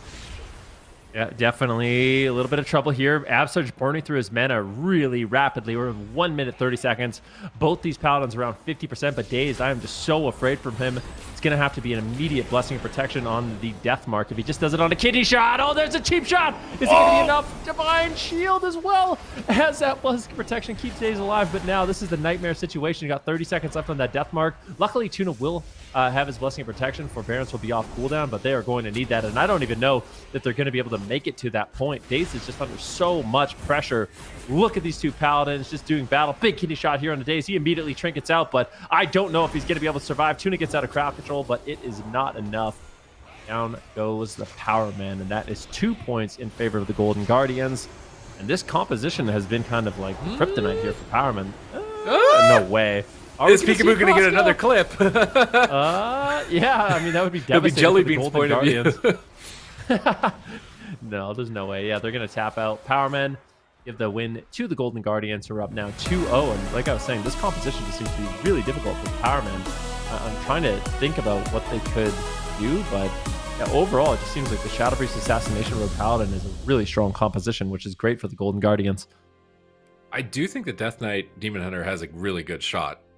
Especially as they were swapping more to Peekaboo. I think that's the name of the game when you fight a Shadow Priest, is you put pressure on the Shadow Priest, so they're always like worried about being attacked. They don't get to free cast and do whatever they want. But swapping to the Rogue always when you have a stun is going to be the most lethal and scariest moment in the match. And this bop came out at quite literally the last possible second for Dazed, but after that, there's really not much defense for him to keep this fight going any longer. And they try and stall it by imprisoning Peekaboo and slowing down his attacks and preventing him from reconnecting, trying to vengeful retreat, a kidney shot as well, trying to pull out as much as he can, but Trinket, and then what? He doesn't have any cooldown, so he's like, Trinket, fell rush around and hope that I don't die, I guess. It's just at that point, they ran out of options. But I still think this comp can beat the Shadow Priest Rogue. Especially considering I think the Golden Guardians, Team Liquid were able to win with a very similar composition. So just a few more reps on it, a bit more practice with it, because they're obviously playing some alt specializations, right? Like Fuse, we've known him for Feral, Dazed for Rogue, and even Tuna is more for Resto Druid. So all three of them kind of stepping into an alt situation, and you're fighting WizK, Peekaboo, Absterge, although I will say is also in a bit of an alt situation, but 2 mains versus 3 alts, it might just be a little bit too much to take on at this point. Well, this is a big question for me this weekend. Is, you know, in North America they're favoring Paladins a lot more, but in Europe it's a lot more about the Preservation Evoker. It's a lot more about the Restoration Druid. Do you think that Demon Hunter Death Knight, if they just got Tuna off the Paladin and brought in a Druid, would be better for them? Because their pressure seems like really immense. I mean, if they can get Absterge out of mana, if they can last like 2 minutes, I know that's like a tall order, but if they last 2-3 minutes in the match, it seems like it'll be almost like a guaranteed win for the Demon Hunter Death Knight. Do you think they could do that if they brought Tuna in on his main? I mean, I'm not totally against trying it. Generally totally. speaking, Only though, it's tough against a Shadow Priest who's just spam purging the entire game. It can be really hard to stay ahead of the damage, but at the same time, I'm thinking like if they pick a big map or even a neutral map like they have here, that it could work. You're giving up a lot of damage though, not running a Paladin. Like it's probably double the amount of damage you're going to get with a Paladin as opposed to a Druid. And I'm wondering if they have enough pressure with a Druid healer, or if it's too passive, and then Peekaboo and WizK are kind of just running around doing whatever they want, and then at that point you just eventually get overwhelmed. Golden Guardians, of course, here not going to be making any changes, and that's the big question, I guess, now for the final game. Possibly the Power Men face elimination. Are they going to get Tuna onto Druid, try and play maybe a slower game with this Demon Hunter Death Knight? Or this can go Paladin, just go in, do whatever you can, and try and end this match against the Golden Guardians? But I don't think it's going to work. Golden Guardians are looking really polished. Just setups, crowd control, usage of defensives, like this is a really good meta for the Golden Guardians, and they're on point and ready for it. And Tuna is going to make a swap to the Druid, take a gamble on it, and see if it can elongate the match for their team to be able to likely run Absterge out of mana and win through attrition. So I can't blame them. I think Tuna going in on a main, even if Druid maybe doesn't end up being the best pick, is likely a better line for them overall for this series. I mean, I would say especially so because you've lost 5 games in a row against this composition, right? Like 5 times, I think it's time to switch things up because those last couple of games definitely weren't convincing. They had a few close calls, but overall, I mean, Golden Guardians still had a lot of defensive cooldowns that they could kind of use. So Powerman mixing it up, bringing Tuna in on the Restoration Druid. And we'll see. What if they win with this? Then are things going to be shaken up in NA? And maybe EU is right with their meta picks all along in terms of healers. It's just so back and forth. I really feel like a lot of these players and teams are still experimenting. But yeah, I feel like without having so many Blessings of Protections, and the Paladin has a lot of emergency cooldowns to kind of deal with the Assassination Rogue. So I think Tuna could struggle here, but he can sit far away and kind of not get crowd controlled. I do see a world where he could actually keep his team alive and they could win kind of a longer game, like 3 minutes, not like a really long game, but like you get to the 3-4 minute mark, and that's when things are going to start going your way for the Powerman. Part of me wonders if they're gonna just attack Tuna, like just run in and play really aggressive with melee wings and just kill the entire team at the same time. Like we've seen Resto Druids getting taken down by some teams and getting set up on quite frequently, especially if they can get a trinket on a blind without using Death Mark. That's usually like a big cue that you're gonna make a swap to the enemy healer. Or if Golden Guardians are just going to play slow, methodical game, stun, silence, fear, druid, try and get some damage on a demon hunter, bait his trinket, bait some cooldowns, go Death Knight. In between, I do think the Golden Guardians will have to switch targets frequently. If they just tunnel one with Cenarian Ward, Adaptive Swarm up on that target, like you're not going to penetrate through the amount of healing that's available there. So switching targets, purge spamming, staying ahead, getting Tuna involved in the fight is going to be important for the Golden Guardians here. And yeah, it's the final test for Tuna.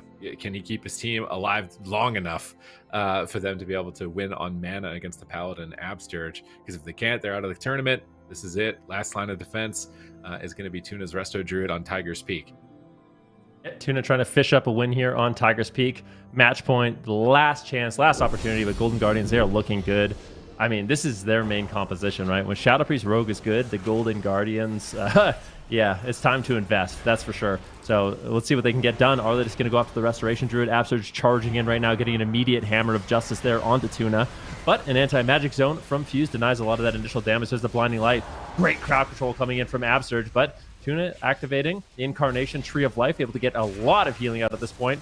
But still not trading out his Trinket. He does use the Barskin. Can he survive? He needs to get some healing out. This damage is just completely overwhelming from the Golden Guardians, but the darkness and the early zone allow Tuna to save his Trinket, which I think is really important.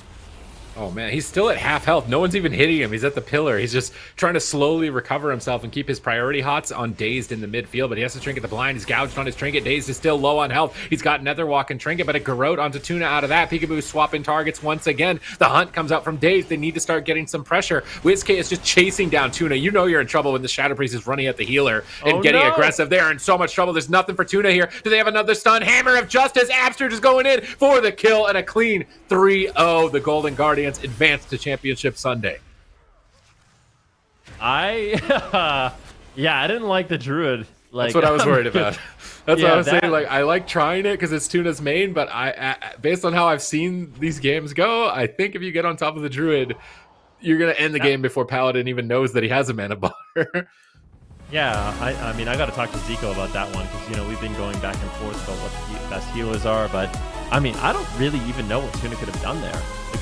Basically started the game in a Hammer of Justice. Out of the Hammer of Justice, got put into a Blinding Light. Then he went into a Psychic Horror. And then I think Peekaboo gouged him. And then I think Peekaboo blinded him. And at that point, he was just like rotting down. He had to Trinket the blind. Like, here it is. Here's the gouge on the Trinket. Dazed is still just rotting low. And Peekaboo's just like, all right, let's go after this Druid. He's got no Bark Skin. He's got no Iron Bark. And he's got no Trinket. The next kidney shot is just GG. They've already used their Darkness. They've already used their Zone. And I mean, if you're Tuna, what do? Tuna did not get to play the game. Like, he was just out from start to finish in crowd control, dead. That was an absolute nightmare. So I don't really blame him for just locking in the Paladin in the future.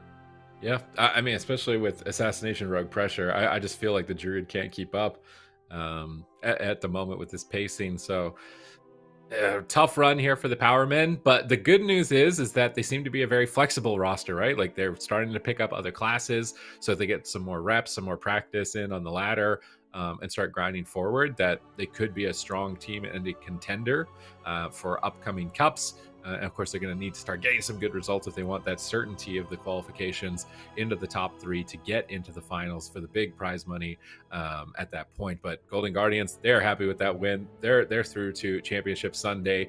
And I'm wondering if either side of the pond, between NA or EU is now going to crack. Like, which side is thinking like, wait a minute, that looks really good for them. Maybe we should play Paladin tomorrow. And then maybe on NA side, they're like, well, these dragon healers in EU were doing really good, so like maybe we need the dragon healer, or both just play their own game and completely ignore each other. Wait, are the dragon healers, like, dragon healers are being played a lot, but what is actually in the finals? Like, the upper bracket finals is 2 druids, right? Lucia didn't get through.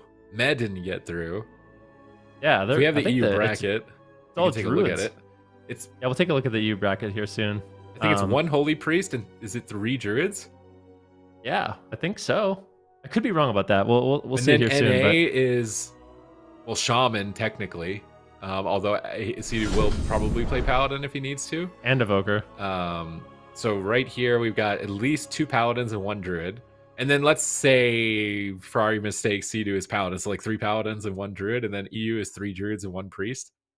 That's pretty different, right? Like, that's a pretty different result between both of the regions.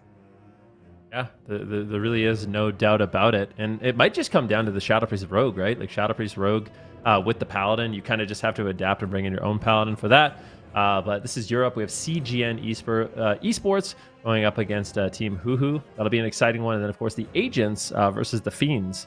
And I believe it is the Fiends that are actually running that Subtlety Rogue, right? Subtlety Rogue, Survival Hunter, Holy Priest. They're looking really good. So that's a team you definitely don't want to miss their games. Super explosive. And we're going to have all these matches coming up here on tomorrow, actually, Sid. Yeah, I mean, Championship Sunday could not get better. We got some fast-paced games. Pressure is high. A lot of big names eliminated already, like Poggers, Waz, Raikou, Chanimal, Med. They're out of the competition. They're not even going to Championship Sunday.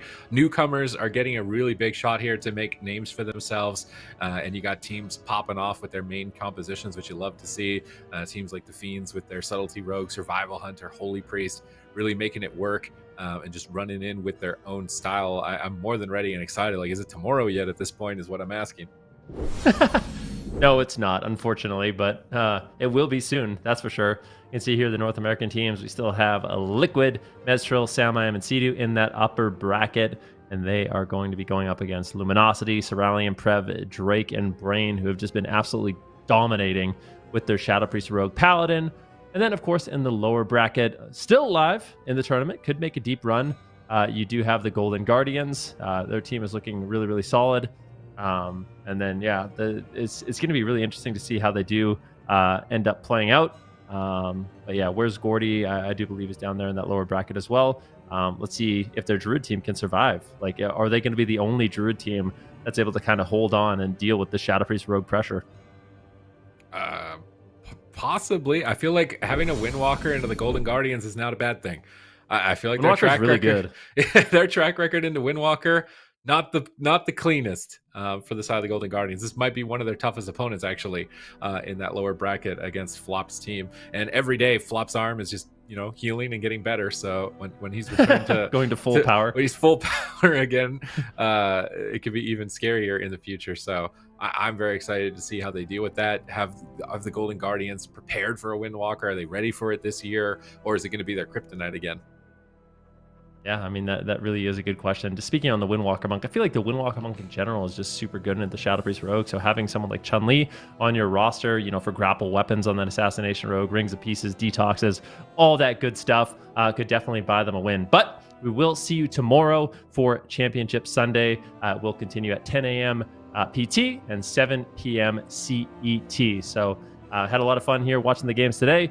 Do not want to miss the finals tomorrow. Let's see which of these teams do end up winning their regions. Excited for that, and I will see y'all tomorrow.